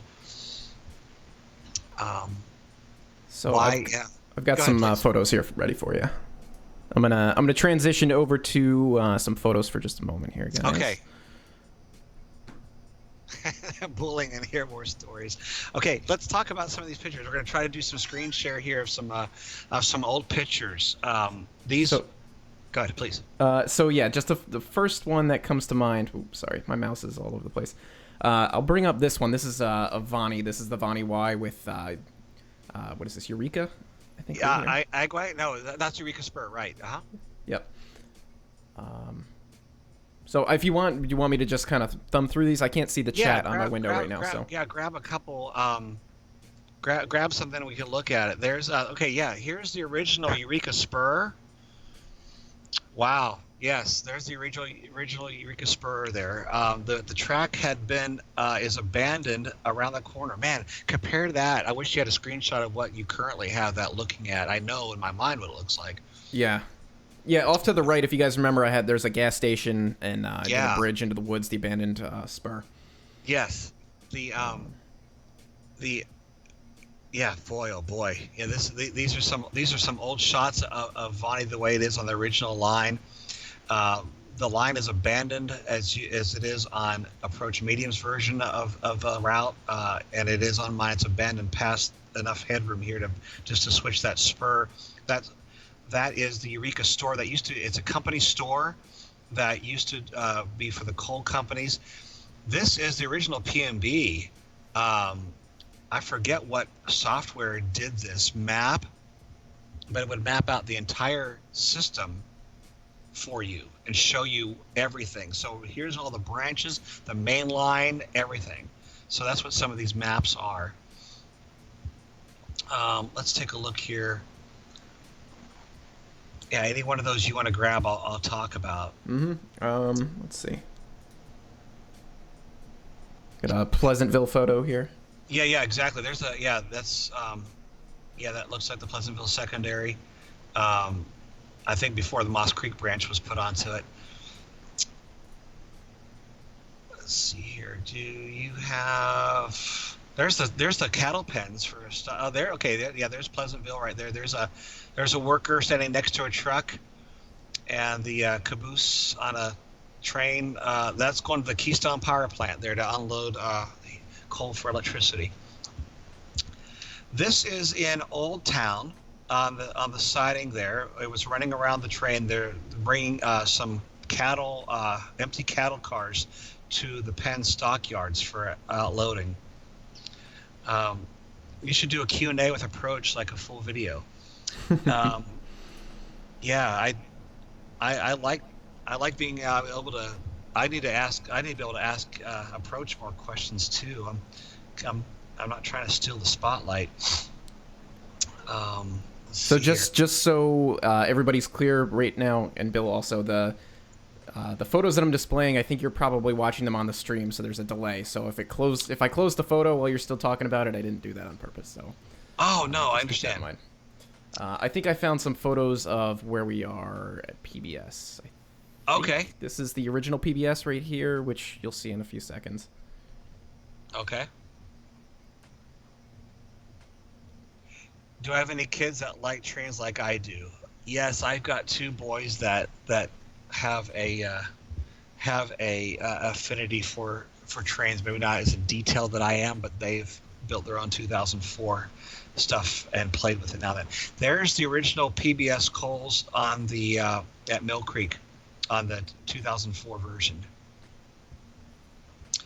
The engines are coming up there. With the empties, while the load yard is down there in the distance underneath the tipple.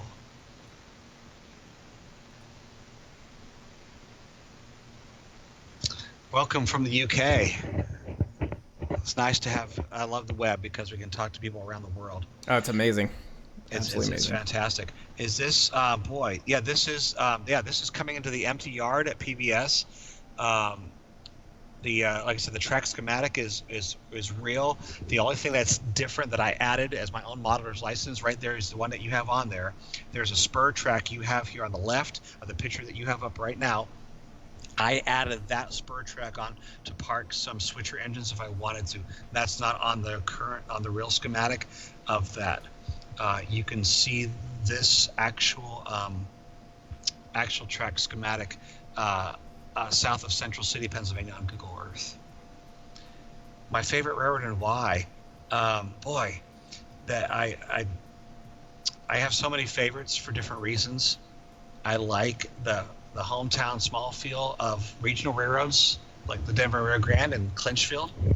I like the corporate identity of BNSF. I did use railroad mods. I did, exactly. Yes, I did. I use railroad mods a lot. Do I remember what track I used in these pictures? Boy, I do not. Most of this track was laid in 2004, 2005, maybe 2006. So it's been over 10 years. It's been a while. I'm gonna go back into game here. Please, yeah. Thank you. And then if anybody wants to see more photos, we could switch back to it as well. Just want to make sure we balance things out. So here's how fanatical I get with some of this. I sent this text to Approach Medium a little bit ago because I was in the mood to actually run. Let me give you a background of where this is. On the original PNB, in outside of the in the grafting yard, there's a spur track that comes off of one of the sidings down at milepost 0, not far from the engine yard, and that spur track goes to a timber loadout, and that is named Arrow, which is actually a real place, um, a real name on what used to be that branch line where Vonnie was in Pennsylvania. Okay, so that's a real name I borrowed. Anyway, so this spur is the Arrow Spur, and it loads out timber, which I take to the Curry Mill, which is on the Tate Creek branch. Curry Mill is owned by Babcock Lumber. Babcock Lumber is a real name of a lumber company that was founded in that area, um, in the 1800s. And so that's where some of these names are coming from. It looks like Terry has to go. Honored talking to you. You're quite welcome. I appreciate you coming by. Thank you for joining us. So Babcock Lumber is a real name from that area. So here's what here's the way I think. And so I don't know whether I'm fanatical or not, but I told Approach Media, my station agents got a call from Babcock Lumber today saying that there's a load of logs at Arrow that needs to be brought in, and a track full of box cars with finished lumber for outbound pickup at the Curry Mill. We're calling 2 crews out tonight to handle the traffic. So I actually set up a 2004 route, a session, and I made it mostly at night, and I put on heavy snow. So I actually got a couple 3 SDs, got a load of about 25 log racks, took them through the Grafton yard and put them on the spur, and we loaded up a large log train, and then I took it to the Curry Mill to process, and I picked up a load of lumber up there to bring it out to the Allegheny yard so it could be taken to different team tracks and such that are on the route. Looks like 2017 is heading out. You're quite welcome. Happy New Year. Thanks for joining us. So I will. It's almost that I handle, sometimes when I get in the mood to run this, I run it like I'm a real railroad. Well, I remember back in the day, you sent around a Form D that you said that you actually filled out sometimes to... I did. Yeah. I actually have a copy of it sitting right here on my screen. I wish I could screen share, but we're not video streaming. But I think it might have been in one of the photo bucket ones there. Yeah. So yeah, I actually put the name. I put the PNB on it. It actually looks pretty good. If you ever do find a copy of it. Yeah, if I find, I can link it onto my website or something like that, I think. Let me look on the thing that you sent me here. Yeah, it's one of those. I know there's like 300 files there. Noah, hello. Let's see. Okay. Let's see here. What else? For some reason, I lost your video. Oh, we having stream issues? Or... It might be just mine. Okay. Yeah, I'm thumbing through the folder and I'm not seeing it. Yeah, I'm not sure if it's in that photo folder. Okay, or not. yeah, I don't want you to spend much time on that. I'll tell you where.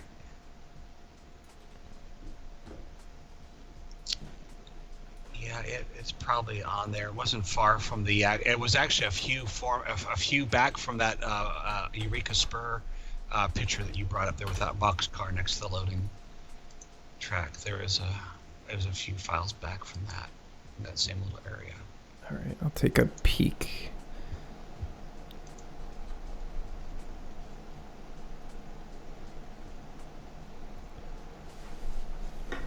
Okay.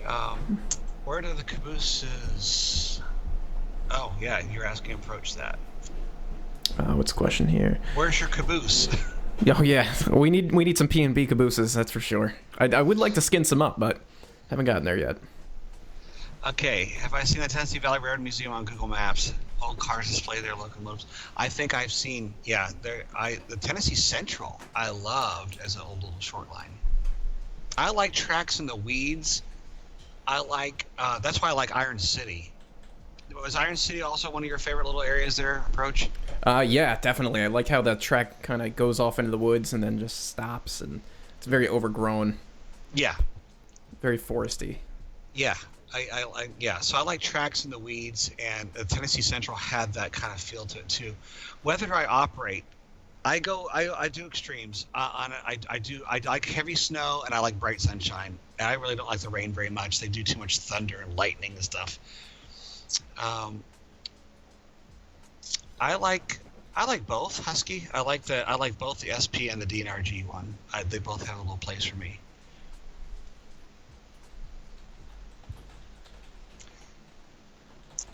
And let's see here. I think I covered most of these questions. I've been trying to write down as they're streaming different questions. I don't want to skip anybody's questions. Yeah, it's hard to keep up with. It is, and I get on tangents myself on things that I want to talk about. This is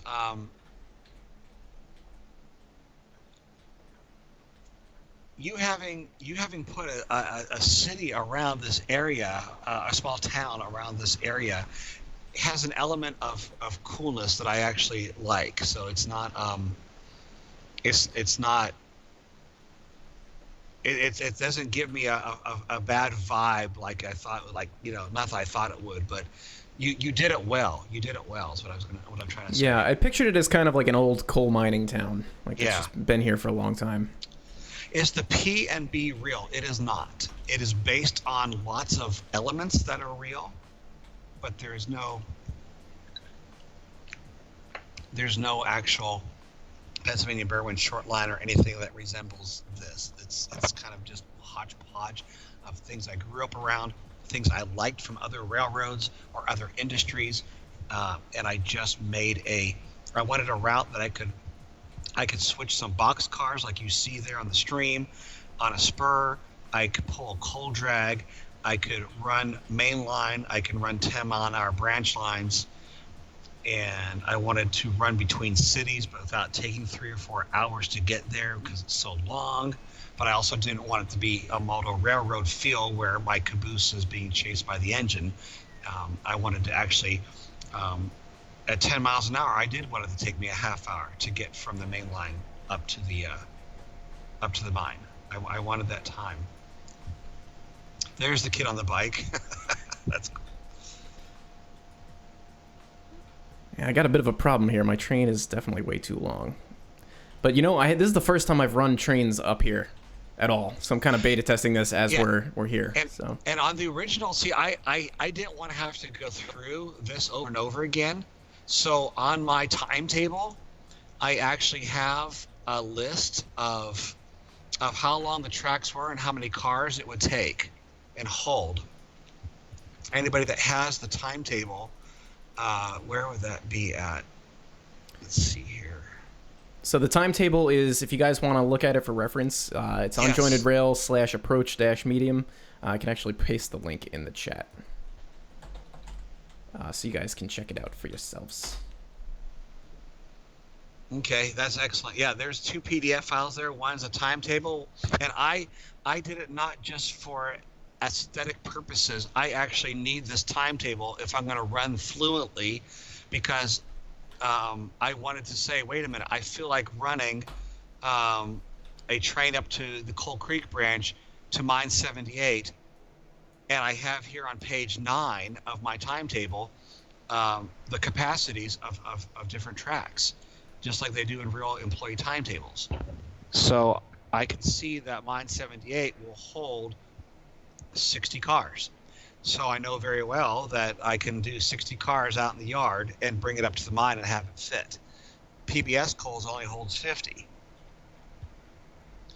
So where I'm referring to is the timetable on this link that Approach Medium put out. Oh, it says page not found. That's Uh-oh. strange. Yeah, that's interesting. Let me see if I could just paste the PDF document directly in. Let's try this. Try that, guys. See if that works.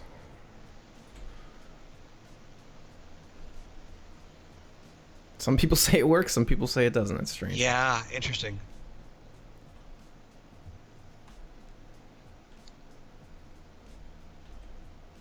Not found. Let me see what I get when I click on it.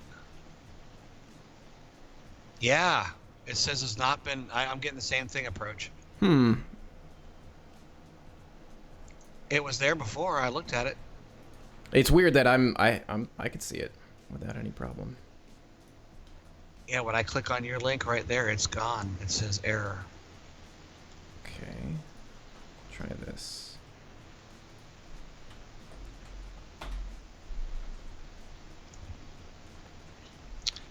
Try that. It's the direct link to my blog, and it should be the most recent one. Nope, page not found. What? Very weird. All right, well, I have no explanation. This is on Joined Rails website, so I cannot explain why. Unless Joined Rails website is down for some people. I have to open my window in this room. It's hot.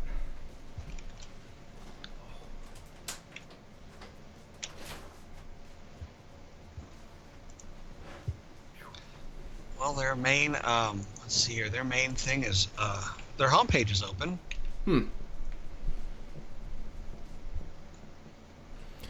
Well, I am not too sure what the issue would be then. Okay. Well, if you guys refer to or bookmark that link, it should be working at a later time. It has a copy of the original timetable and a verbal tour, a written out tour of the line. And the tour is written to be like readable as in a book in a way. It's done in prose, and it gives a backstory on this. Most of this backstory, if not all, is 100% fiction.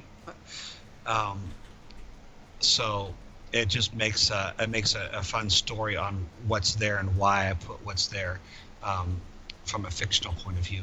And how long did it take you to put all that together? Because it's quite a lengthy read and very detailed in every aspect. Truthfully, I banged this tour out within a week of just messing around on it. I already had all these things in my mind. I just had to put it down. So it's some of those things you've heard of artists going, wow, that's an awesome song. How long did it take you to write that song? They're like, I banged that out on a napkin at a diner once over a cup of coffee. Yeah. I wrote the whole song within an hour sitting at the whoa, okay, like that just came to you. Then other things they labor over and whatever. This was a fast thing. It was really easy. I just used the timetable to put down my stations, and I just talked about what's there. So within a week or two, this one was written. So it was pretty quick. This was made mostly for the forum of anybody that wanted to download this. It was done on purpose. The timetable was done first and initially and used by me functionally because I needed to remember what the capacities were at different places because I can't keep all that in my memory. So let's see here. I wish that link was working. It sounds like it's working for some people, but not everybody. Thank you, Tristan. You're quite welcome. Thanks for joining us. You guys have a great new year. Catch you later, Tristan. See you in 2018. Yep. Someone should make a PNBSD 45. Yeah, I'm all for that. That's gonna be my favorite engine. I think somebody did make me one at some point. One of you guys out there made one for me, and I'm not sure. I don't know if I have access to it at the moment. Okay. Man, I would like to find out where. Okay, from Joining Rails homepage, is there you think there's a link to your blog from like Club Car content or? I don't think so.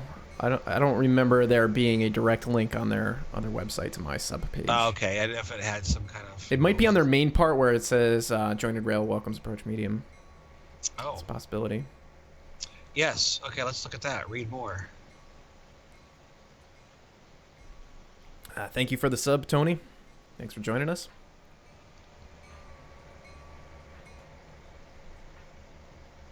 Okay, okay, that welcome there. I got the welcome.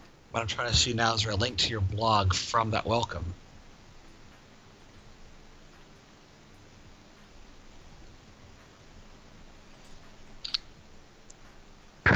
Yeah, I see your welcome on there, but do you think there's a link on that site approach? Let me see. I'm just not seeing it. I hit the welcome. It says Joining Well Welcomes Approach. Now it has the tour on there on the video. And all right, let's see. If you click, I just want to see if we can get to it from another route. If you click down halfway down the page, it says share this. There's a Facebook and a Twitter icon. Oh. Underneath that, there's tags, and the first tag is approach. Okay. Click on that and see. That might take you to. It does. It does. Okay, and the tour's there. Let me hit the tour. Okay. Now that's working. Let me try the timetable right from that link here. Okay. Let's try, guys. Let's try this link here. I'm going to try posting it from this end and just see what happens.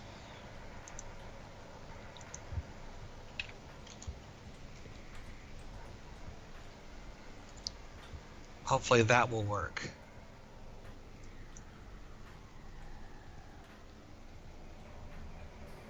Yeah, I don't have any explanation as to why that might not work. They're saying no. That is so weird. Very strange. I just clicked right on it from your direct page, and there it is. They're not working through chat, I guess is what it is. Okay, well then, yeah. If you could go to, if you really want to see this, I'll refer to some of it if you want to take the time to do it. You have Jointed Rails main site. And from Jointed Rails main site, down at the bottom of their homepage, under latest news, it says Jointed Rail welcomes approach medium.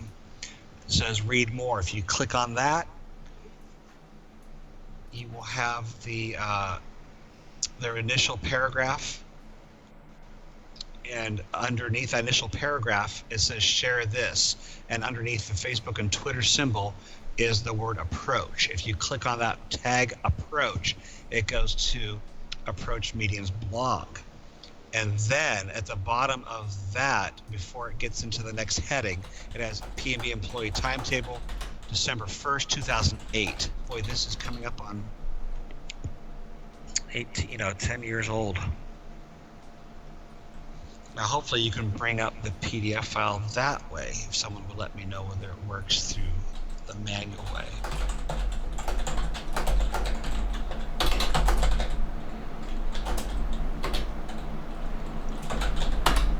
Okay, yeah, if you got it on Google Docs, yeah, you can share this any way you want to. It worked manually. Okay, yeah, for some reason it just doesn't want to share links in the chat. Yeah, that's kind of bizarre. Yeah, that's odd. It should let you do that. It works every other chat place I have. Yeah. Okay. Anyway, just for talk's sake, those that do have that PDF open of the employee timetable on page 9, I did the format of this timetable just like authentic employee timetables of real railroads do. And one of the headings in a real timetable, employee timetable, would be what's on page 9, location of public and private tracks and capacities not shown on the timetable.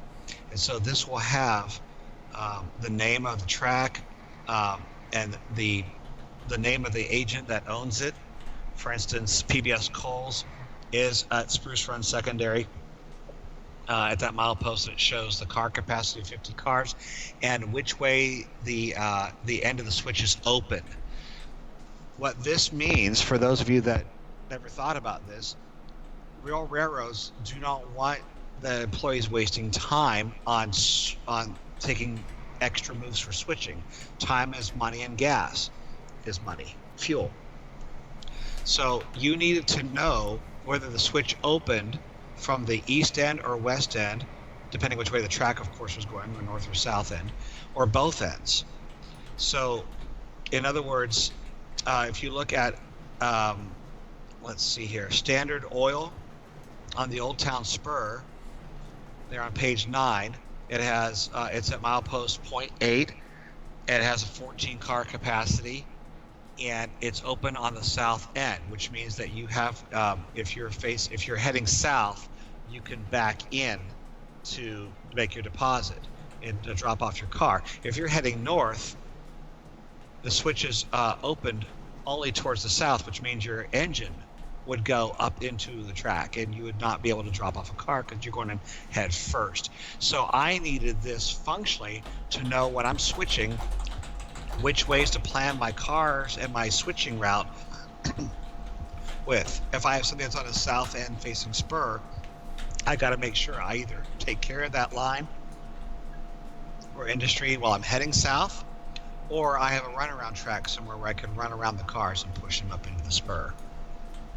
Keystone Power you see is a loop that makes a complete full circle. So anyway, these type of instructions are here not only to make it authentic, but like I said, I actually need them and refer to them and use them when running the layout, because I need to know which way things face and how much capacity there is. Noah's heading out too. See you guys later. Thanks for joining us. I'm going to be quiet for a little bit. Approach, I want you to do some talking, if that's okay. Oh, yeah. I don't want to steal the show. Or either way, I don't want to put you on the spot either. But if you have more to talk about, I mean, I think that most people are here to watch us run some trains and hear you talk, tell your stories about building the P&B and things like that. That's fine. Or I can talk. I can take it away. No, I'm not saying I'm done. I'm just saying there's some things that you probably want to say or ask, or I just want to give you some time if you want it. Yeah. No, I mean, go ahead, take it away. If anything comes to mind, I'll mention it. But you're hitting all the talking points that I think if I was going to ask you any questions to talk about, you've already pretty much addressed them. Let's see here. One of the things I actually did in the P&B, not even knowing that it was going to be released to anybody, is I put some hidden things in the layout that you would only find if you looked really, really close. Like I put an orangutan in the forest in different places, something like that. Just something stupid and small that if you just happen to catch the camera at the right angle, maybe as the train is passing, like, what is that in the distance? And you go up there and like, who put a little orangutan gorilla in the middle of this field or by this tree? Some nice little Easter eggs there. That's cool. Yeah, just like little Easter eggs. And so that was just kind of, and I did that for myself. It wasn't as a way to spook anybody. I just did it just to be funny because I know I could. Let's see here. What's really important to me is operations. When I did have anything that resembled a layout as a kid, before we moved away from Pennsylvania, where I had to take down the plywood prairie that I had, I would probably leave it a plywood prairie. I didn't care much about scenery. I wanted to do exactly what Approach Medium is doing right now. I wanted to bring cold trains in. I wanted to have the track correct so I could run around and switch cars when I needed to and have enough tracks. Let's see here. You put a Bigfoot in the woods by the forestry operation. Yeah, see, that's perfect. I like that. I love those little things like that sitting in there.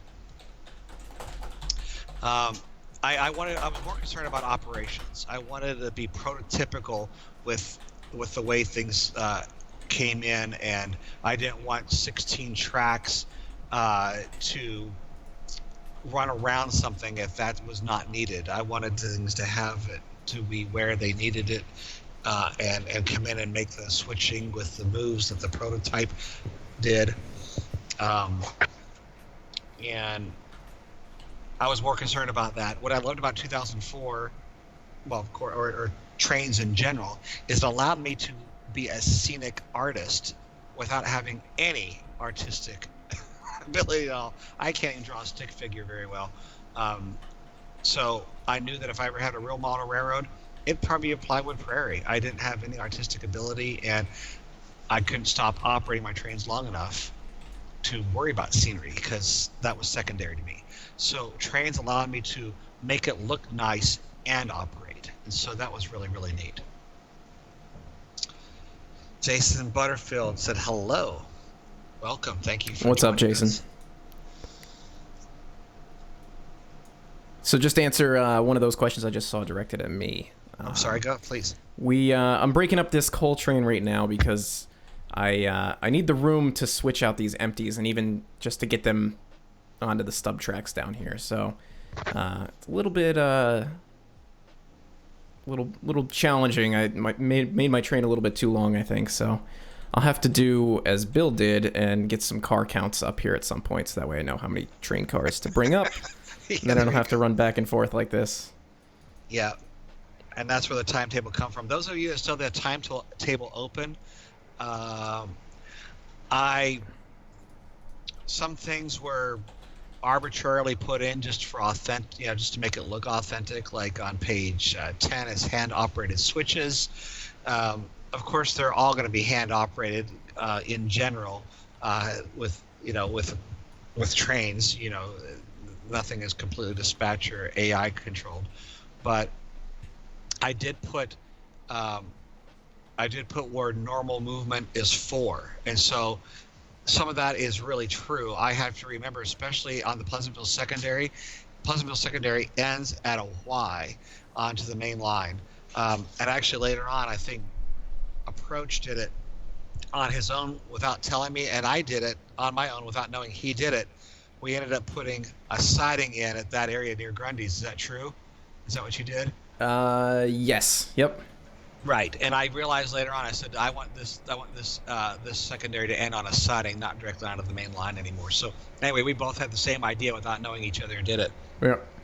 And anyway, I put this on the timetable that normal movement is for the switched line to the east leg of the Y. So that way I leave that switch normally lined to go a certain direction. And that way and now granted, you could easily see that when you're running, but I'd like to have it. I like to have some switches left lined a certain way. That way I just can count on it being that way. And that's a nice operational detail as well to have to think about when you're leaving a yard, that you have to switch the track back to its normal position or whatever it might be. It adds to the operation. Yeah, that's exactly right. So some of these things are put in here for that, just to once again for functionality purposes, and others for just to make it readable and kind of like, I wonder, why is it the east leg? Why it says line for the east leg of the Y. Well, the reason is that most of the coal coming from or to this, most of the traffic coming to and from off the secondary line here is heading towards Allegheny Yard, and the east leg of the Y will take you that way. So that's why. Track speeds, those were not necessarily arbitrary. I actually put those in. First of all, I like low speed branch line running. So they're going to be low and running anyway, but just operation on what looks good and the feel that I wanted. I really didn't want trains coming through Vonnie at 40 miles an hour. That's just not the way that town feels. So it will have a speed limit on there of right through town there of about 10 miles an hour. So I put those mile an hour maximums on there for the look and feel of the effect I wanted, and for the type of track curvature and functionality with that. Let's see here, make sure I'm not missing any questions. So yeah, I got a couple questions. Yes. I think that I can answer. Thank you. So a couple of you guys were asking about the map. Will the map be free? The map will be free when it comes out. I'm not going to charge for the map. The engines, these GP38s-2s and the GP7s, will probably be in GP9s. Will probably be part of a payware content release because they are jointed rail product. So they will want to, charge for that. Because somebody did make them, so they deserve to get some money for that. And when I do release the map, hopefully soon, I always say it's going to be coming soon, but it's tough to balance all this stuff out. But when I do release it, I do have a couple of sessions or scenarios that I do intend to include. But one thing that is nice about the P&B is, and I always say this, is that it can be run as its own ecosystem. It's totally self-contained. So once you populate the map with all of your train cars, you can pretty much run an endless session and just forward cars from one industry to another endlessly on the map, and you don't ever have to start a new session. So that's one thing that I really like about this map. But for those that want to have more of a specific objective to do, I'll try to script up a couple of switching operations, maybe something like this, like, grab the local, the Vani local, and then head out to Vani, do some switching, and then add some trains that you'll encounter on the route, some signals and stuff like that you'll have to follow. So I do want to include that kind of stuff. It all just comes down to my time. How much time do I have? Because not only am I building in this map, in this world, but I'm trying to make videos on it and then doing some of these other builds and these other things that I do for YouTube or for trains in general. So that can be kind of time consuming, and just splitting up what I'm working on and when can be a bit challenging. Yeah, exactly. And trying to squeeze in, normal time to spend with my wife and just make dinner and do laundry and stuff like that and go to work. It does end up being very time consuming. Especially the videos that I make. I try to put a lot of production value into it. I don't want to just slap something together quickly. So I try to put a lot of work into it, and that just equals time. It means that I take a long time to pick out the music and edit everything together and make sure my voice sounds good and all that sort of stuff. Doing the voiceover alone can take some time because I got to think about what I'm going to say and then, record it. Sometimes I'm looking at the time lapse for the first time, and I don't always hit the talking points that I wanted to talk about, or go off on tangents. I mean, all kinds of things happen. So it's hard. It's so much easier to do live because you can say I guess and exactly. Add yeah. on to it. But, okay. Let's see here. Page 17 on the timetable I wanted, for anybody that wanted to run this as a self-contained layout, I had put together a list of the stations, industries, and commodities that are available on the entire route. And it lists the station, what branch or line it's located on, the industry agent, which means what company owns the industry there, whether there's in or outbound cargo at that station, what cargo it is, and what trains it can run on to get to and from where it needs to go. So if you see on page 17, for those that you have it up, the second one down, the station is at Allegheny, and the location is actually on the Allegheny Industrials, which is just industrial spur tracks that come off the Allegheny yard that go back to Allegheny Steel. And as you see, Allegheny Steel has inbound coal and outbound steel. The coal originates from mine 78. And so from there, you can go down further on that list to mine 78 and see that it's located on the Coal Creek branch. Mine 78 is owned by BillM Steel Incorporated, and they supply outbound coal and where most of that coal goes to and what trains it can come from. So those of you that wanted to, that had this layout, were able to find a way like, well, where would this go and come from, and where would I get the gravel that goes to Grundy Cement? and then you would find out that it comes from husk and gravel on the other side of the layout. So those types of things I wanted to have available to make it easy to create scenarios. So we got a question here. How big is the route? How many miles was your original one, Bill? Because I haven't measured out mine, but I think it's a little bit bigger than yours. I think so. The main line itself is, and this is actually taken by. I just didn't. This is not a guess. This is actually scale miles on the rails. The way that the trains allows you to measure. The main line is actually 34.7 miles from milepost 0 to the junction of the Baltimore and Ohio interchange. So if you ran 34 miles an hour, it will actually take you an hour to get to the other side of the map. So it's 34 miles long on the main line. The one of the secondary tracks is the Spruce Run secondary. That's 7 miles long. The Vonnie branch I had as 4 miles long. The Pleasantville secondary was 6.5 miles long. Coal Creek branch is 2.8. The Babcock Spur is 1.3. Old Town Spur is 1.2. Paint Creek branch is 2.5. Moss Creek branch is 2.6. So I think if you add all those up, there's probably a good 50 miles worth of track at least that people can run on with this original build. It's a lot to explore for sure, and every little town and every town has something different that you can look at, and all the switching in every town is so different. It's a great map. The original one and hopefully mine as well will be exciting to explore each town because everything's a little bit different. Thank you. And I wanted. They said, which is your favorite town? I'm like, each of them have elements I like about it. Right. And here I was going to ask. This is a question for approach. I wanted to ask, and once again, anything that you did with your own license, like I just didn't like it, so I didn't include it. Mm-hmm. Which I'm like, it's okay. You're doing all this work. If you want to add some elements or take out some elements, that's your call. This is your gig. You owe me nothing at all. But I had.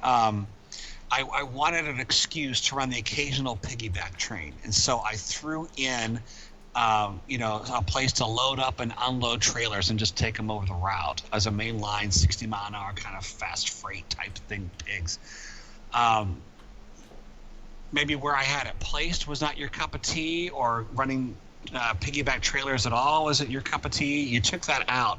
Can you talk about that and why, or how, or what would you do differently? Or? Yeah, so initially, I think in your original one, you had the piggyback operation originating up in Highland, and one of them, yeah, and then the other end was down by the Old Town. Yeah, by Old Town near Pens. So if you guys remember the build that I did with the cattle pens, and I think it was the two episodes with the cattle pens and the farming area. That was where on the original there was a TOFC sort of transport hub, and I do like the idea of the operation, but for me it didn't feel like it was in the right spot.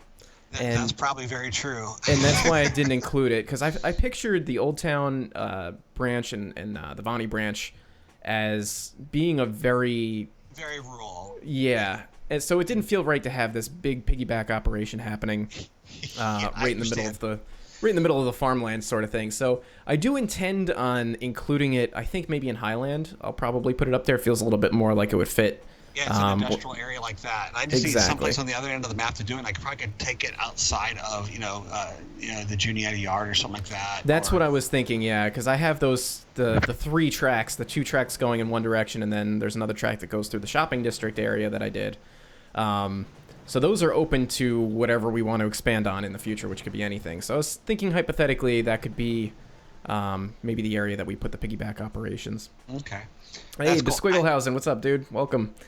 Hey, if you guys, I'm going to give the Besquigglehausen a quick shout out here. If you guys like City Skylines, he does an excellent City Skylines series. Amazing builds. He does a lot of stuff with trains. If you do any City Skylines stuff at all, he's made the train content add-on assets engines and freight cars and all kinds of really great stuff. He's got a lot of skill, so definitely go check him out if you're into that kind of stuff. I would highly, highly recommend it. That's my plug. There we go. What do you already know about the railroad known as the Milwaukee Road? Oh man, see, I forgot about the Milwaukee Road. I like the Milwaukee Road's western feel. I don't really, the lines west from, Montana outward. It felt like a branch line to the Pacific, and I like that feel of trying to be a contender with all the other lines are already out there. So the Milwaukee Road I have respect for. The Trains magazine did an article about when the Milwaukee Road shut down. It said when the Milwaukee Road packed up and shut down, the Pacific Extension Line. That's exactly right. And they talked about how pulling up and taking the last trains back east out of Tacoma, Washington, and up over Snoqualmie Pass, or whatever it's called. I remember there's a line in there where the conductor, they had a picture of the conductor looking very sullen, just a still photography picture of him. And one of the lines they have him quoting is, "All the romance has gone out of railroading." And even in the 70s, as a young kid, that hit me when I read that here he felt like a piece of him was dying when the Milwaukee packed up and left, because that was his life and his ancestors' life. His father and his grandfather all worked on those kind of things. So Milwaukee has a romance to it that I like. So that's the kind of stuff that I like the Milwaukee for. There's an element of humanness to it, to me, that just comes home and is less corporate. Nothing against Union Pacific, guys, but for me, Union Pacific is just corporate, nominal corporate doings, and I'm not trying to diss on it, but there's a feel to it that some of these other railroads that I just don't get from the UP. Maybe it's because I don't appreciate it as well as I ought to, but the Milwaukee had some of that humanist feel to it. So, good question about the Milwaukee. Let's see here. What else? I was going to tell you about. Devastating was when I heard them packing up and leaving. Yes, it affected a lot of families, and just having, even now, I'm on different chat groups and Facebook pages or whatever, and people will post. There's still signals, of course, with the lights shot out, but signal heads and masts sitting in the middle of nowhere on the old Milwaukee right-of-ways, and it's just kind of a ghost, faint whisper that the Milwaukee just kind of died with out there. That just has a human feel to me that just gets to my core, and that's one of the reasons I like railroading, is that there's something human sometimes that I put human attributes in to railroad lines and branch lines. And so what kind of railroad equipment do I like? Other equipment, not that's your logos. I like logging cars. I wish we had more logging operations. Of course, hopper cars. I've got to like hopper cars. One of my favorite hopper cars in the world, approach medium is running right now, is the Erie Lackawanna scheme that's on this that we have in this train right here. I love the Erie Lackawanna. I watched those Erie Lackawanna cars, 100-ton hoppers, in my town of Pennsylvania, that this very line we're on is modeled after.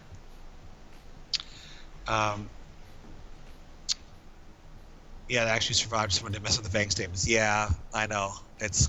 Some things just don't work out the way they need to work out in life. Here's a neat story. And this gives some humanist too. Remember, I told you, I said that I almost act like the station agents get a call and it's time now to go run. If I feel like, I feel like taking a log train out of the forest and running up to the mill and turning it into wood chips, and taking the wood chips to the paper mill. That's what I'll run and do, and I'll set everything up and go run it. And then, so I run things in fits and spurts. please. Um, and it was actually set up, and I tried this once, and it was just overload. And I think Approach alluded to this, that the way the P&B was originally set up is that you could literally populate all the cars and locomotives in all the yards and sidings and have it set in place and have a standard template you start up from to run a session with. And all the things are self-contained on it.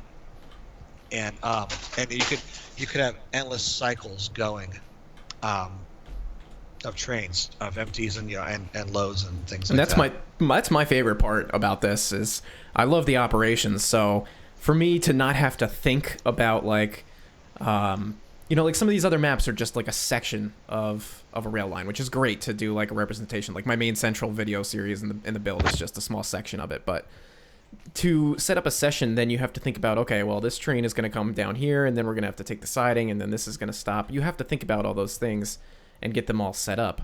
But Right. on the P&B, everything is there. So if you want to, like you said, take a train out to the paper mill and you switch out your train there, but you don't want to drive it back to the yard, you want to go do some other switching, you could pull that train onto the siding and do things kind of in a sequence.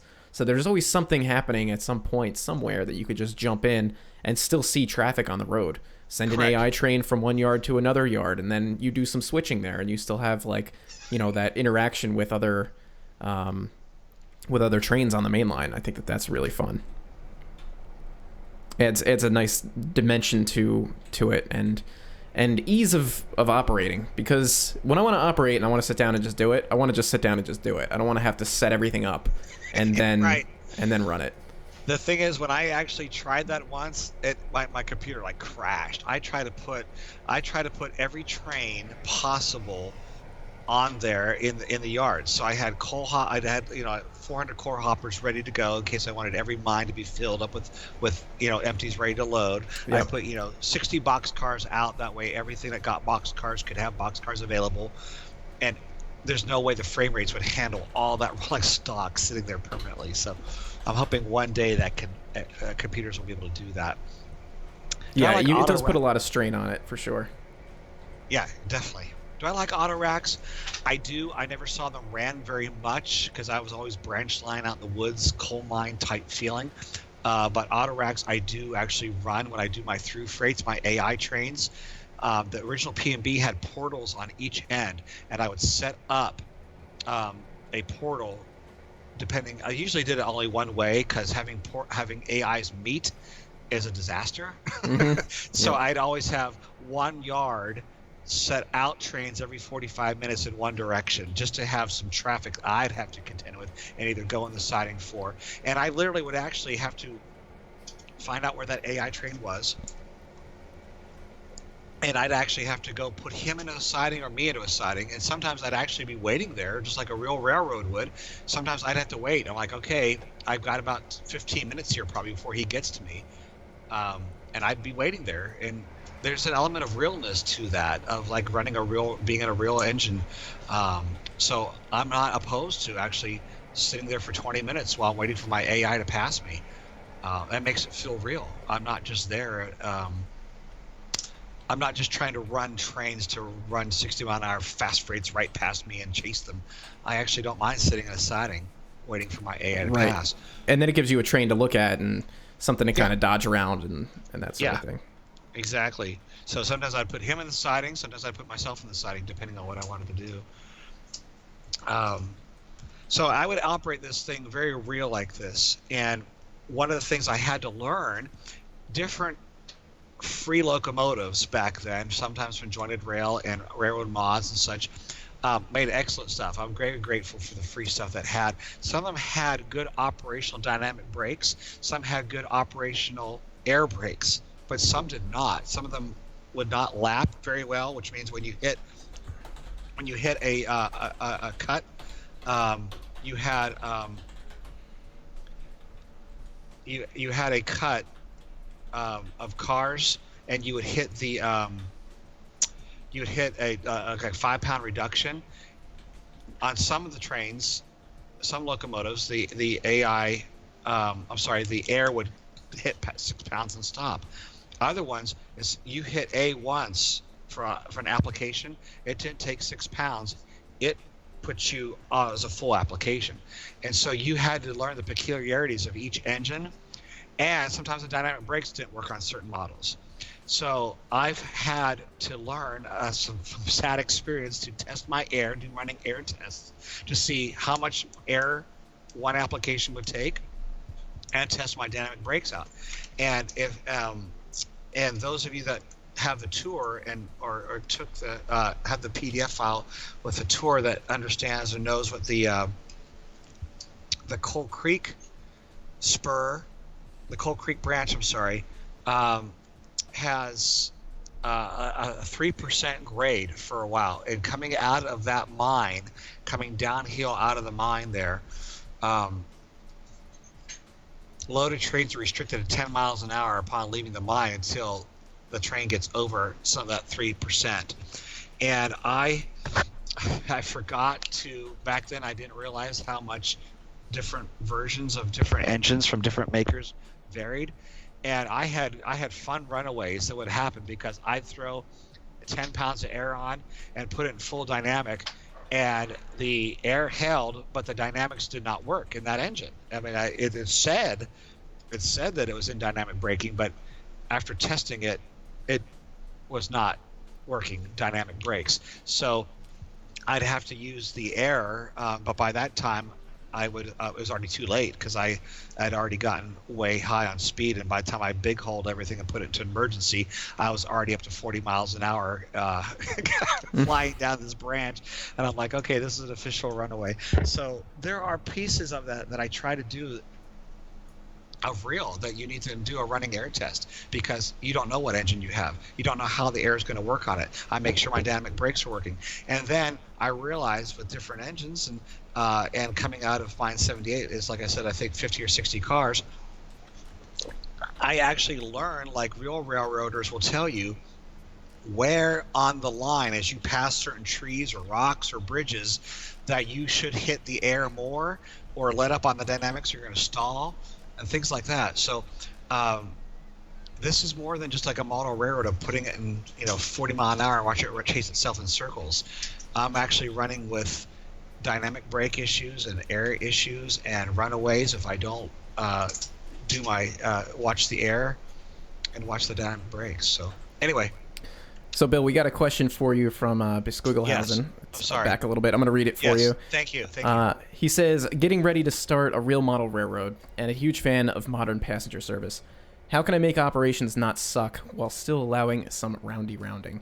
So I'm going to leave you with that, and I'm going to take 1 second to just use the bathroom while you answer that question. No problem. So I'll be right back. You take it away. Okay. No problem. Okay. Modern passenger service. How can I make operations not suck while still allowing some? Okay, so what I would do is do it the way the real railroads are doing it. I mean, Amtrak and other things, they run and everything goes in the hole for them, and you have enough passing sidings available to put your trains away. And they actually, it actually makes it operationally fun if you do put passengers in, because you've got to plan out your meets ahead of time, or if you allow it to, if your modern passenger services. See, I guess it depends on what you're going to run. Are you going to run the passenger train, which for me is kind of boring for the most part, just because I'm in the cab, I'm going full track speed everywhere, everyone's in the hole for me, and I'm just watching the scenery go by, kind of. And for me, that is not as fun as kind of what we're doing now, running around trains, pushing back into sidings, and things. So if you're running the passenger train, I would set that up as an AI and just have it come flying by me while I am in the hole waiting for it, or I hold myself coming off a branch before, I'll have my dispatcher self, say, I'm ready to head down here, and like, no, you've got the northern timberliner coming at Allegheny. We're gonna have to hold you there on the branch until he passes. So you'd sit there in your full operations of freight like we're doing here, and you might have to wait 15 minutes while your AI modern passenger comes flying by. Then, if you want to, at that point, I would jump out of my coal train and get into the AI and bring it into the passenger station, stop it, let them load, blow the horn. I'll say yell all aboard and take off and tell it to continue running AI to the next station. And then I'd go back in my freight like we're doing here and continue switching. So that's how I would do it. I'd have AI help me. So hopefully did I answer your question at all? Guy Perfect wants to know if I ever drove a real train. I'm back, by the way. Oh yes you are. I actually, Guy Perfect said, "Have I ever driven a real train?" I actually have. I've driven a Denver Rio Grande branch line train of about 7 or 8 loaded grain cars. So we're talking full throttle, working the brakes and everything in the engineer seat. I can't think of a good name for my channel. Do I have any suggestions? Boy. And your channel is going to be all trains? As in like Tane? Or is it all, prototype stuff? Or I'm not sure what you're looking at there. Oh, there we go. Now I have good freight equipment to complement 10-car Superliner runs. Yeah, that's what it is. I let the AI do a lot of the boring stuff between stations and then jump in those trains coming in and out of the station. Okay, so yeah, it's all Tane. Boy, that's a good question. I don't think I've got a good name off the top of my head. Those are some of the things that I like taking my time with. They're always tough coming up with a good name for something. Yeah, what's in a name is everything. So I don't. That's one of those things I'd have to get the feel. Even like for other towns, like Grafton. Everybody's heard of Grafton, West Virginia. I put it in a. Oh, you're welcome. Grafton is a name that you hear in West Virginia, but I put it in Pennsylvania just because there could be a Grafton, Pennsylvania too. It sounded Appalachian-y. So there are things like for a channel, I just want to. You have to have the right feel, and you'll put something out, and you're like, it's close, but it doesn't give me the feel. Favorite class one, BNSF for its corporate way it handles things. Norfolk Southern because of I like the scenery of the mountain twisting coal branch lines that I don't get with the out west class ones. That's just my thing. But I like the way BNSF does business compared to NS. How long are the trains supposed to be on the PNB? Most of the trains, most of the longest trains are 60 car coal drags. Most of them don't get. This is back in the. I'm trying to run this thing like 70s, 80s. 80 car coal trains were rather high, 100 cars sometimes. So I'm not using a whole lot. I'm not doing the 180 CSX type trains. Most of my trains I want to be, 3 or 4 engines, 60 cars, and a caboose. That type of feel to me feels nice. I don't want the 100, 2 mile long, 180 car DPU. That's just not me. I didn't grow. Now, granted, we had helper engines on the district I was at in Pennsylvania. Don't get me wrong, helpers and DPUs. I don't even model helpers. I didn't like helpers back then. They were okay, but I don't model them. I don't even do them on Train 2004. I don't put helpers on the rear. Because helpers cheat. And here's why. What I mean for switching. You don't need to run around a passing siding if you got engines on both ends. You just cut off, shove in, and back. You're covered on each end. So there's operationally no challenge to having helpers on, engines on both ends of the train, which is what helpers would do for you. And they do look nice. They really do. But I like a caboose at the end. I like to have to fuss with the caboose. I like the feel of a caboose. I miss cabooses. So I want short trains without helpers, and I like being able to switch around without having helpers on both ends. Even though PBS Coals in Central City, Pennsylvania, when I watched them come by, they had 6 to 8 Jeep 38s on the front and 6 to 8 in the back, pushing the cars through here. and they didn't have to do all the running around. The front end would just split off, and the rear end would push them up into the where they're supposed to be. But I wanted to run around, so I did operationally vary from what I saw as a kid. I did operationally vary from that. I wanted to do. I like run around sightings. I like planning out um, how to push in where, run around where, and make it all fit. See, this right here, what you're doing right now, approach. Right here, this right here is what I love. This is it. I'm standing there as a kid and having this train come through, dynamic brakes whining, 15 miles an hour, and this track may not see another train for another 4 days. Yeah. And as a kid, if you're down here in the valley at a house, this is the only time you get a chance to see a train. You may not see it for another 4 or 5 days if you're home to catch it. So I'm running up on my bicycle to the next overpass or bridge or crossing to get to see this train come by. This is it. This is why I built this. I built this for the scene that you're doing right here. It's good to relive those types of memories. It is. Just like that. Yep. And then I'd walk the track as a kid, and in the late 70s, when there was a recession in the late 70s, especially in the coal areas of Pennsylvania. Bethlehem Steel had shut down. Most of the mines were not producing coal, so if they were, it was very infrequently. So I'd go for a week or two sometimes before I'd hear a coal train pass my house, and I'd get on the tracks and walk, and I just would stare at the rails and look at the rust on the rails. Excuse me. And I usually hit my mute button, but I didn't get to it fast enough. And stare at the rails and look at the ballast there and the mud around it and the spikes that were coming out. And I just stare at the track, wondering when the next train would come through. I like the blue light in the wintertime when that blue hour when the sun has just gone down and there's snow that hasn't been moved yet off the top of the rails, and the rails are cold, and the next train that comes through, you didn't know when, and just I don't know. There's just different bits of memories of things. Yeah, like you're painting a really nice picture actually of exactly. I could imagine being there and the cold air on my face and breathing it in and snowflakes coming down or right. And looking at the track, going, okay, and here you are, right here, as this cold drag is coming down here,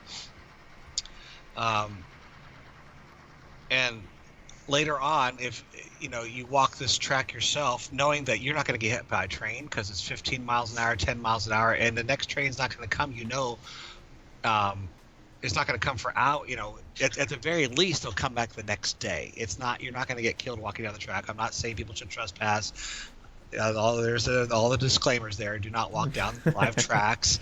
Okay, but I'm telling you what, as I did as a kid, I knew very well that the next train wasn't going to happen for days before the next train. So I'd be able to walk down the tracks and look at the ties split, look at the rail wearing. And just think about the train that had just passed and where the coal was heading. And one of the neatest memories I had is that my house was up on a hill, and the rail, this line that you're looking at right here coming out of PBS was across a valley and on another hill. So I was at eye level with it, but across a valley, and I'd be asleep. And I don't know how, but I guess my ear, even as a 10-year-old or a 12-year-old, would be able to hear the engines would wake me up out of dead sleep a mile or two away. I don't know how I had the ear for it, but I'd wake up knowing a train was coming. Or if they were blowing for the crossing that was 2 miles back from my house, that would definitely wake me up on a summer's night. And as I would hop up on my bed and open up the window. The window was one of those rotation ones where you had to spin a handle in a circle to get the window to open. And I'd open up the window and I'd just wait to hear the dynamic brakes humming. And I'd see the headlight way in the woods across the valley. And it was close enough you could hear after the engines passed. It was silent except for the clickety-clack of the jointed rails.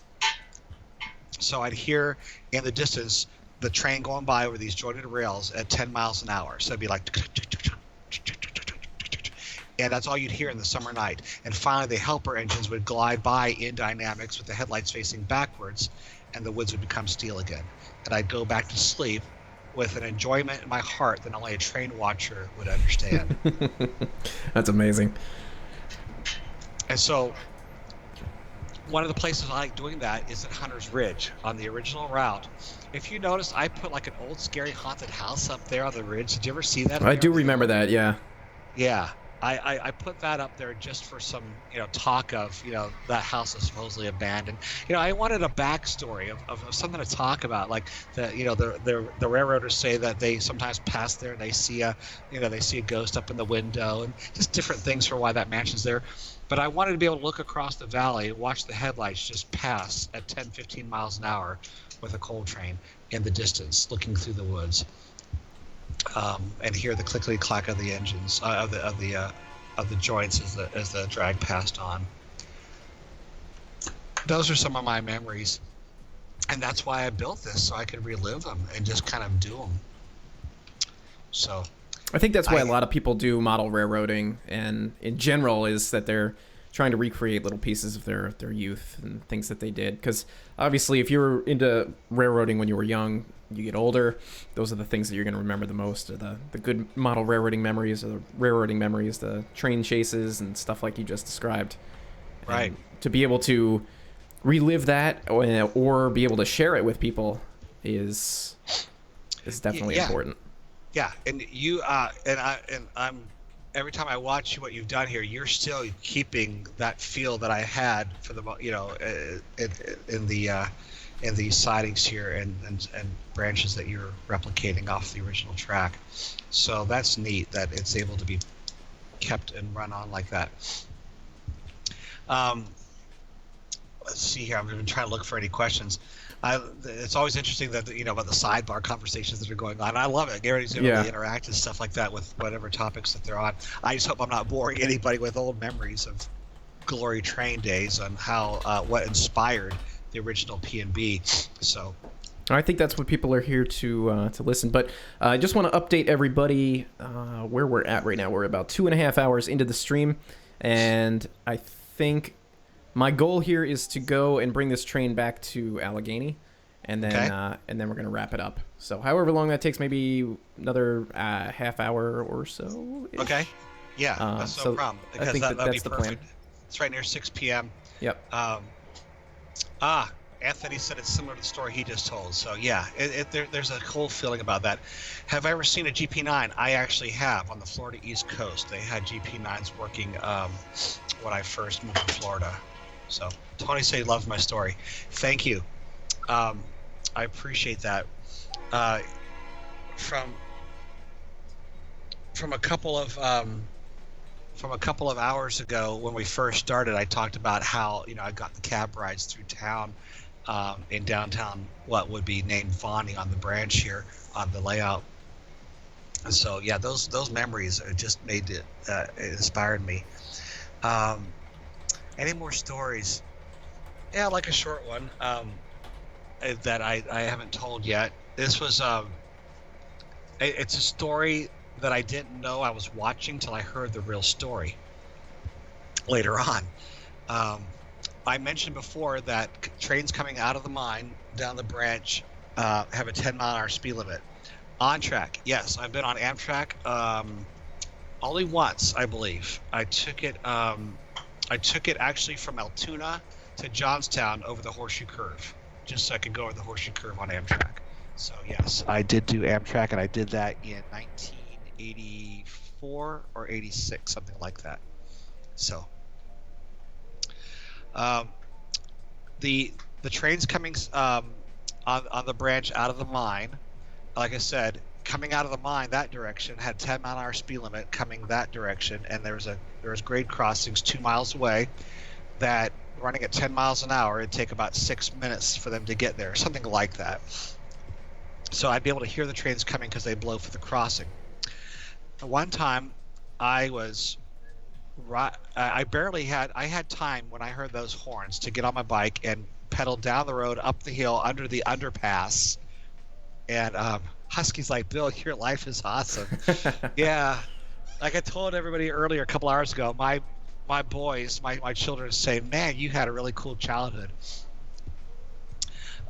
And I did. I have to admit that on in many aspects, but particularly the railroad aspect was really, really nice. It's something that can never be recreated again in this day and age. Never get cab rides again. There's too much liability. Um, and anyway, I heard some horns, and so I thought a coal train was coming. And I got on my bike, and I got up to the line, and I I got there barely in time to see a headlight come out of the car. And usually I have minutes to wait before that thing comes to me. But I got up there, and just as I got off my bike and stepped up to the track, um, some GP 38s or whatever come around the corner. And I'm like, whoa, that was quick. And they came by me. Now, this was a 10-mile-an-hour for loaded coal trains speed limit, because the track back in the early 80s was jointed rail. It was only allowing 4-axle units. It pumped mud in different locations because the ballast was so bad. So, these trains couldn't get up to 15 miles an hour when empty, 10-mile loaded. So very bad track conditions. This train came by at an astonishingly large speed. I was just amazed. And it was a little work train. It had a couple engines and a few flat cars and a couple other small whatevers. And it came flying by me at a whiz and out of sight, gone. I was like, whoa, I never heard anything. I never saw anything like that before out there, and it was gone in a flash. I dismissed it until several years later. I was downtown where the other half that branch goes to, and talking with a railroad crew.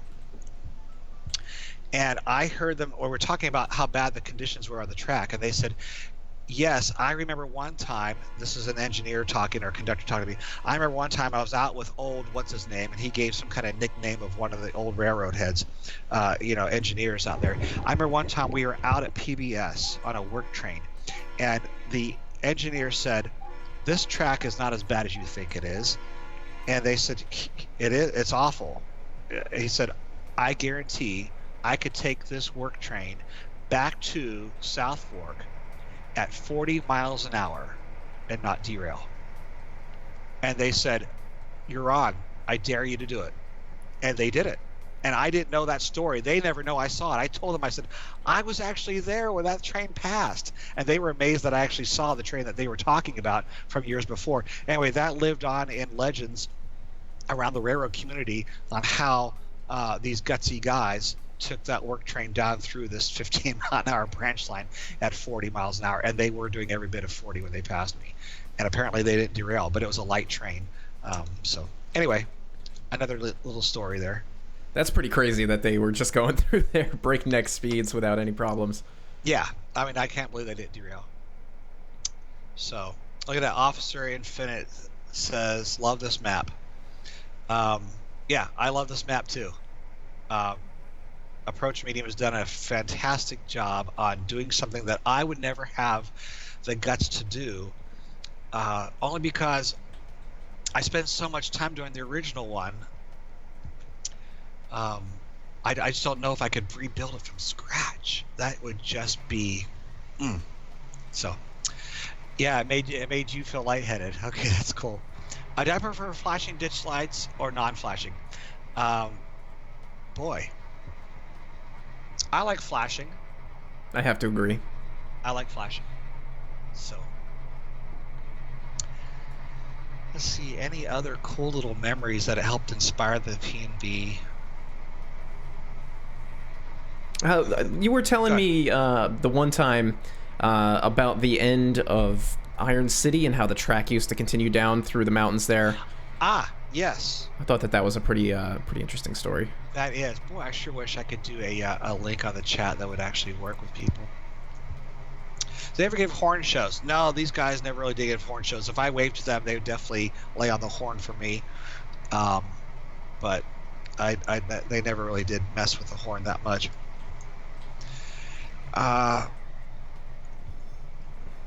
when the line through my town was originally laid, it was laid there to go to a logging operation that was actually in the area. Coal was not yet big at that point in the late 1800s. So this train passed through what would be Vonnie and went through what is Iron City then on the real prototype in Iron City on the P&B, and continued on to two different sawmills owned by competing lumber companies. And the line twisted around on various around the hills and valleys and such for a couple, at least another mile or two, to it hit these different two lumber mills, and they had loaded lumber trains that would come out there in the early 1900s with Class H Atlantics taking these trains out. So at Iron City, when those sawmills, of course, went away in the early 1920s or so, they had no reason to run out past Iron City because there was just sawmills out there, and that line was torn up. And Iron City was kept on because Iron City is named from Iron City Sash and Door Company, which I think is now out of business. Iron City Sash and Door was at the had a spur track that got box cars full of door components, sliders, and glass and things like that for whatever a door company would need with incoming box cars. And so the track goes off into the weeds there because it had originally went on to two different sawmills in the late 1800s. So that's why it's sitting there as a ... abandoned line into the woods and just kind of pulled up, and they just left enough there for headroom. I put a siding in at Iron City. They did not have a runaround track there on the real one. They used helper engines even on the little Iron City. Sometimes they would come out, and I'll tell you a story about this one in a second. They would come out the 15 miles to this town from the main line with 2 or 3 box cars for Iron City, and they'd have 2 Jeeps on the front and 2 Jeep 38s on the rear. 4 engines for these 3 cars, and they'd have them split apart with helper and helper formation. So they didn't need to do any runaround anywhere because they had engines on both sides. So it didn't matter which spur track was facing which direction. They could switch anything they wanted to because they had helpers on both engines on both ends of the train. So I put a passing track, a runaround track at Iron City just for my operational ease, because I liked another track in the weeds, an old switch to switch back in there. So that's Iron City, but that's a good question. I appreciate you asking me that one. Let me tell you a little story about the old sawmills out there. That after a while, the 2 competitor sawmills that were at the end of that, Wimber, Pennsylvania. Excellent, very good. Somebody asked. Oh, there you go. Thanks for answering that. Mm-hmm. I need to remember to look at the chat because I'm not trying to ignore people's questions. So, I've got my eye on it too. It's fine. Okay, good. Thank you. They were competing lumber companies, but over time they actually had merged, and but they were still separated. And the only thing that did connect them was the Pennsylvania Railroad's branch line through Wimber and such. Do I like CSX? I like the chassis system back when it was the chassis system. I like the components of the CSX. I like the Chesapeake and Ohio. I like the Western Maryland. All those have little regional feels to them. The B&O was more of a larger class 1, but CSX by itself, just in my opinion, is not as endearing to me for some reason. So there's no I just, it's not my thing. That's all. But to each his own. The Pennsylvania Railroad branch line is the only thing that connected these 2 sawmills, and they had standard gauge. The whole thing was standard gauge. Even they had their own logging railroad that went through all these hills and valleys around the area that would come back to these sawmills. So not only is this area rich in Pennsylvania Road branch line history, there could be a whole standard gauge logging operation that you could take off if you wanted to outside of Vonnie and do a steam era logging railroad up into these little hollows and stuff. Anyway, they had Shea locomotives because of the steep hills, and they would use the Pennsylvania Railroad's branch line between their two mills once they merged to transfer trains and haul things between their own mills. And the railroad got wind of it and got rather upset with them and put a stop to that because they didn't want their trains colliding with trains they didn't know were going to be on there. So they'd have to get permission from the Pennsylvania Railroad if they were to do that. But one time a story was told that regularly there would be enough lumber coming up out of those two sawmills that the two little H6 Atlantic locomotives assigned that the Pennsylvania Road put out there could not make the grade coming up out of that area towards Iron City, and they the Babcock Lumber Company engines would tell the Pennsylvania Railroad crew to go to Iron City and wait there, and they got behind and took the whole train with their two shays and would push the train of like 25, 30 cars of lumber up the hill to where they could hitch on and take off. So it was actually kind of a joint operation of helper service from that logging line. So I thought that was an interesting little story.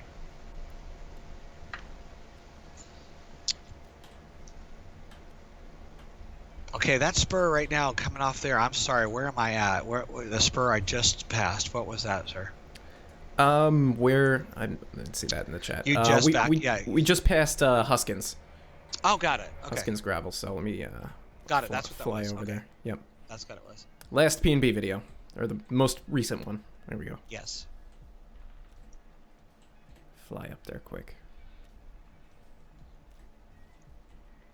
I still have everything set up there from the video. I haven't been back here since that video. That's that.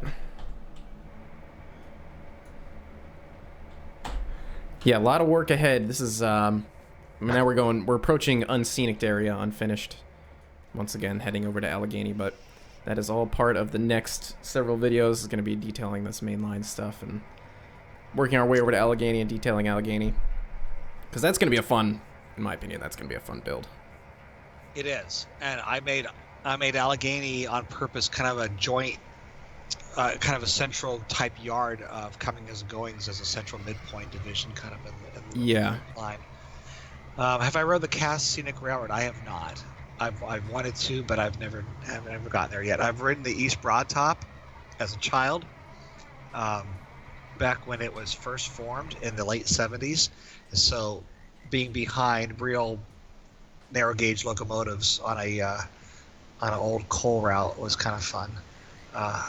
When the East Broad Top was actually working, back before the trees grew through up all the hopper cars. Yeah, I took a trip out there a couple years ago. It was pretty amazing.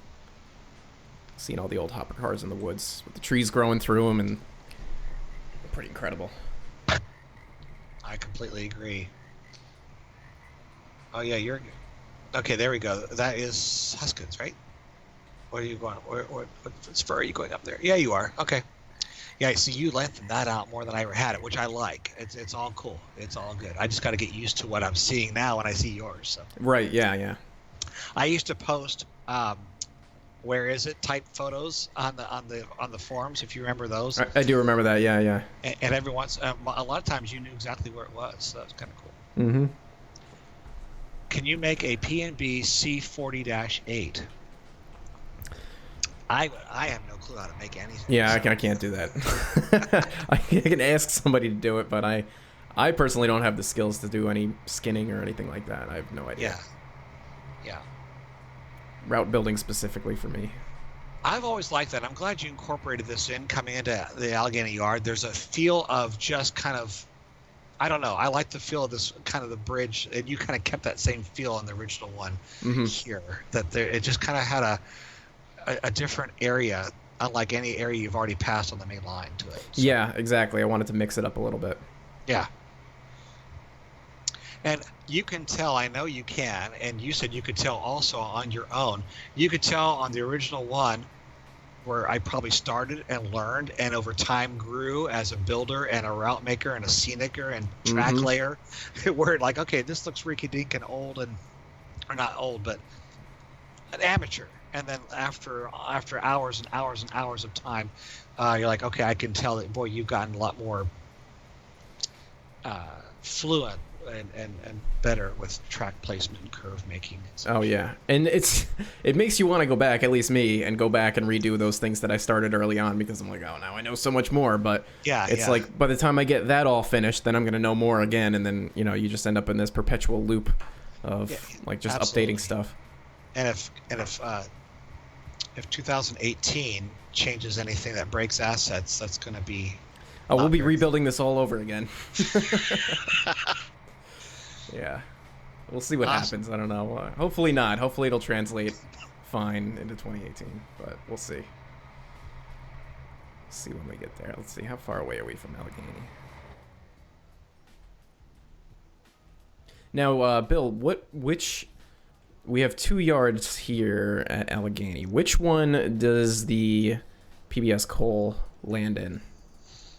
Well, most of the way the the way Allegheny Yard was set up was the um, the the Allegheny West Yard.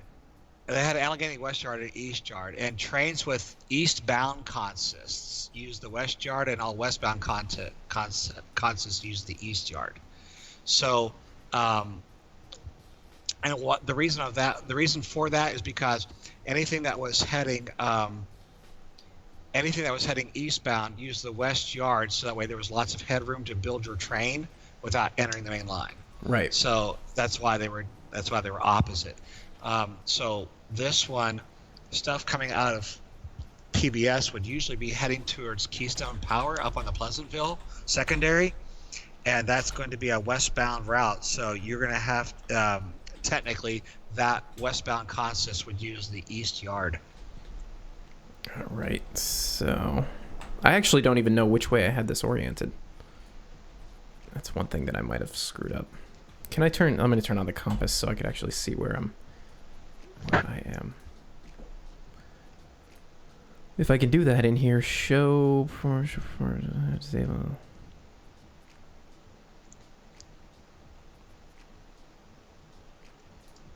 Maybe not. Show compass. Here we go. So this is I have this unfortunately oriented north and south. It appears. I don't know how that happened. We'll put our consist up in this yard, I think. I'll turn that back off. But also, I'm not sure how many. Oh, that didn't work. How many switch levers we're missing? All right. So we might be limited to where we could put our train. But let's see. I'll switch some stuff here. I'll probably have to go through and revise some of this anyway when I actually get to this area, because some of these junctions are a little bit sharp, and I don't want to have a grade crossing through the middle of this, so I might do an underpass or something like that. A lot of this I kind of just laid out really quickly. Like when I first laid the track out, I wanted to just get as much laid as possible so I could get trains running, and then I was gonna come back and start scenicking stuff. But sometimes you get to that point and then you just never do any scenicking because you're running trains, or you just like spitball areas and then they don't actually work out the way that you had intended. Absolutely. Well, I never wanted to become a chore, so I just did what I felt like doing. And if some of this area like you have here remained somewhat unscenic for a year, it remained unscenic for a year because I was doing other things other places. Yep. Let's see, where are we? If it was a model railroad, it'd be a plywood prairie for the most part, because I didn't Right. want to sit there and take all this time to scenic and paint and Yep. buy trees. That happens to a lot of people. They get their trains set up, they get the track laid, and then that's it. As soon as trains are running, they're not doing any more scenicking. They're not doing anything else. Yeah. And I didn't have the artistic ability to make it look good anyway, so you wouldn't want me to scenic your layout. Right. So yeah, some people it doesn't matter. It's just running trains. Yeah. Because that's, I don't know, that's a lot of fun. That's where the fun part is actually in the operation. Yep. And that's why I built it the way I built it, and that's the way I run it. I try to maintain the speed limits. I try to use always cab control, so I'm using real air and dynamic brakes, and I try to make it as prototypical as I can. All right, we're almost there.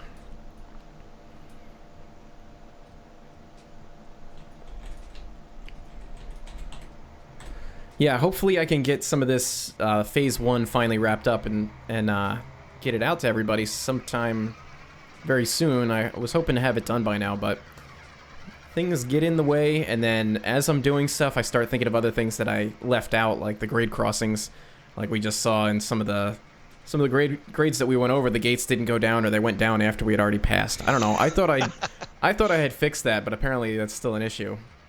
That and like setting speed limits, signaling things, all of that sort of stuff. And then additionally, like I said with the track, I don't even know if this track is still available anymore or where I got it from originally. So I want to switch it out anyway with some nicer track. But Right. It's not just the track that might be missing. There might be a lot of assets that are in here that I'm using that are not on the download station anymore, or just not available. But I find that kind of hard to believe, because what happened was when I ported this map from Trains 12 into Trains the New Era, I didn't port any content. I just took the CDP file for the route itself and then downloaded everything that was there, and I located what I could locate, and anything that was missing I just deleted.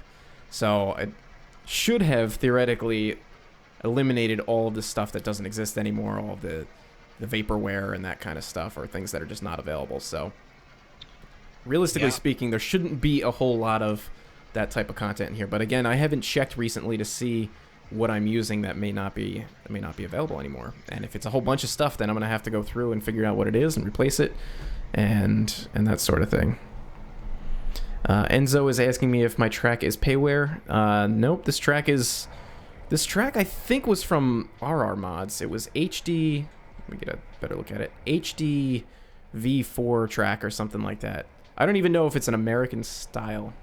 I don't know, but it looked really great back in Trains 10 or Trains 12 whenever I first started using it, and just never got around to changing it out, and I kind of like it. So when you build a map that's this scale, once you start using some assets, like, you're kind of committed to it. You can't just change it out. Like all the ballast texture underneath, I'd have to replace under the areas that are finished, or some of this old track would float, so you had to go through and manually drop the level of the track to not be floating. So now when you go and replace it with new track, now that new track is like underground, or even worse. It's Absolutely, and it just snowballs. Yep. So there's going to be a bit of work.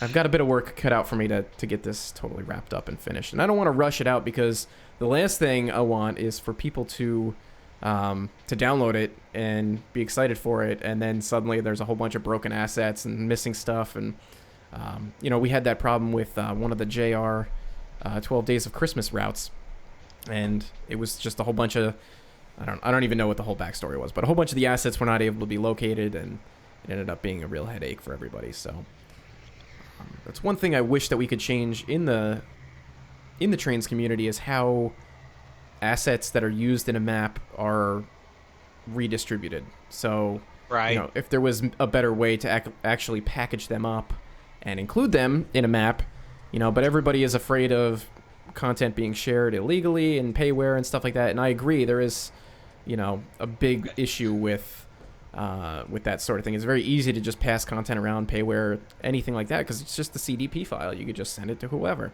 That's true. There's no DRM or anything like that. And something I don't even know how that you could change that necessarily in the game without, already breaking a whole bunch more stuff. But you would have to do something, where payware content was linked to your account somehow, so you couldn't trade it. But then, the freeware stuff would be okay to trade around. I don't know. I'm not sure what the solution would be, but I just wish that there was a better way to get some of this stuff packaged up and into one complete file so everybody can just download it. Did you got red boards there? Yeah, I guess you did. Looked like you had red signals there you passed. Oh, did I? Yeah. Oh, well. That's all right. I mean, that doesn't matter. You're the only thing out there, but it's just kind of funny. I think the signals, when I put the signals down for the most part, I think I put them down just to have some AI trains because I was trying to test to see how long it would take to run from one end to the other and vice versa. So the signals weren't really thought out. They were kind of just thrown down. So that's another thing I got to do when I have time. Yeah, exactly. That's the look at that. You got trip meter there, 37 miles. Well, that's pretty good. Nice. Pretty good.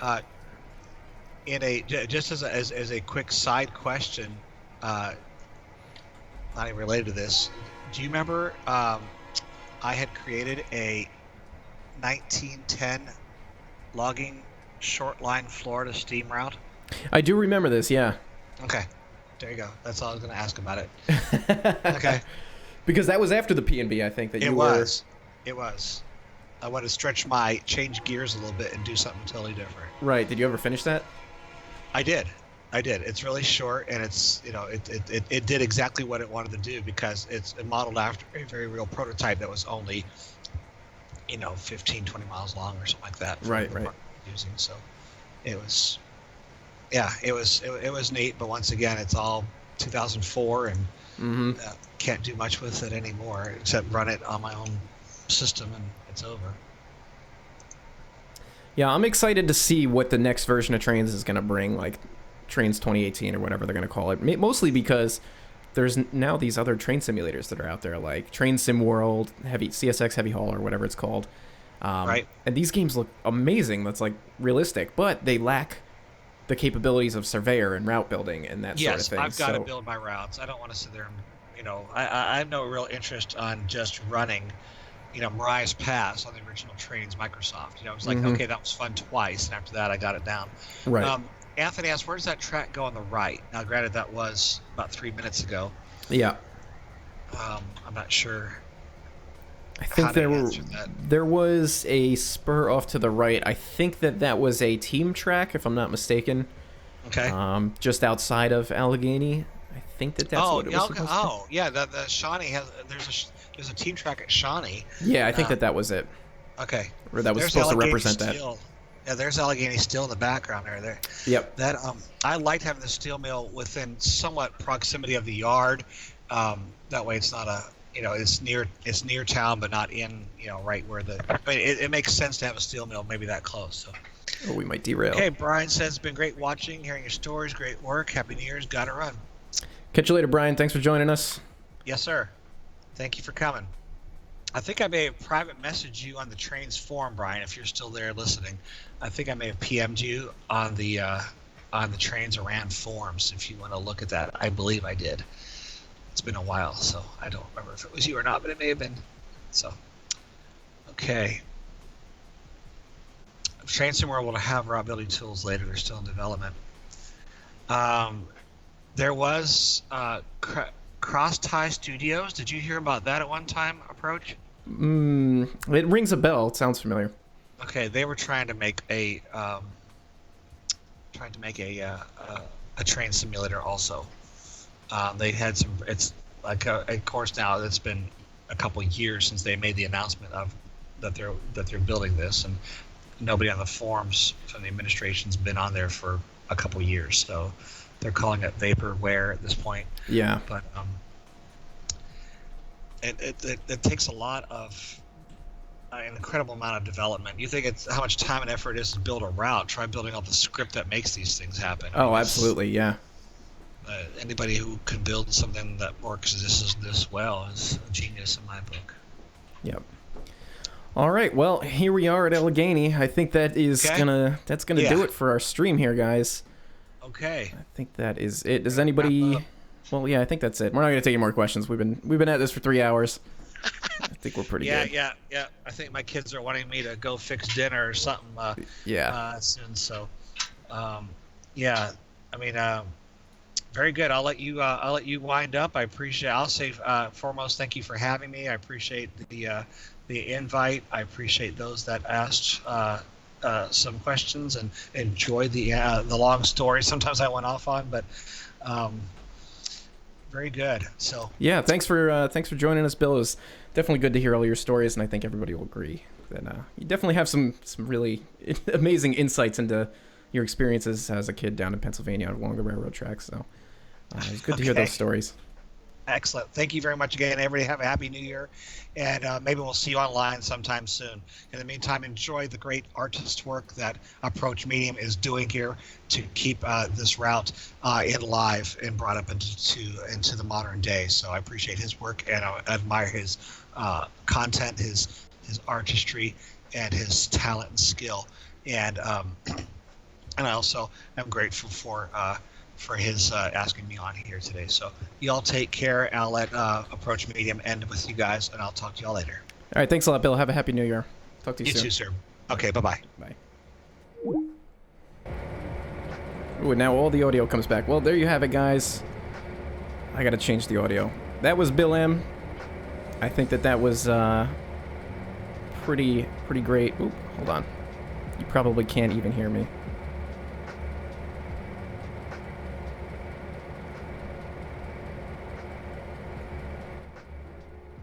There we go. All right, well, thanks for hanging out, guys. I had a lot of fun today. I hope you guys enjoyed talking to BillM and getting your questions answered and all those fun things. So that's that. That's gonna do it for me today. And as I said in my video yesterday, I'll see you guys in 2018.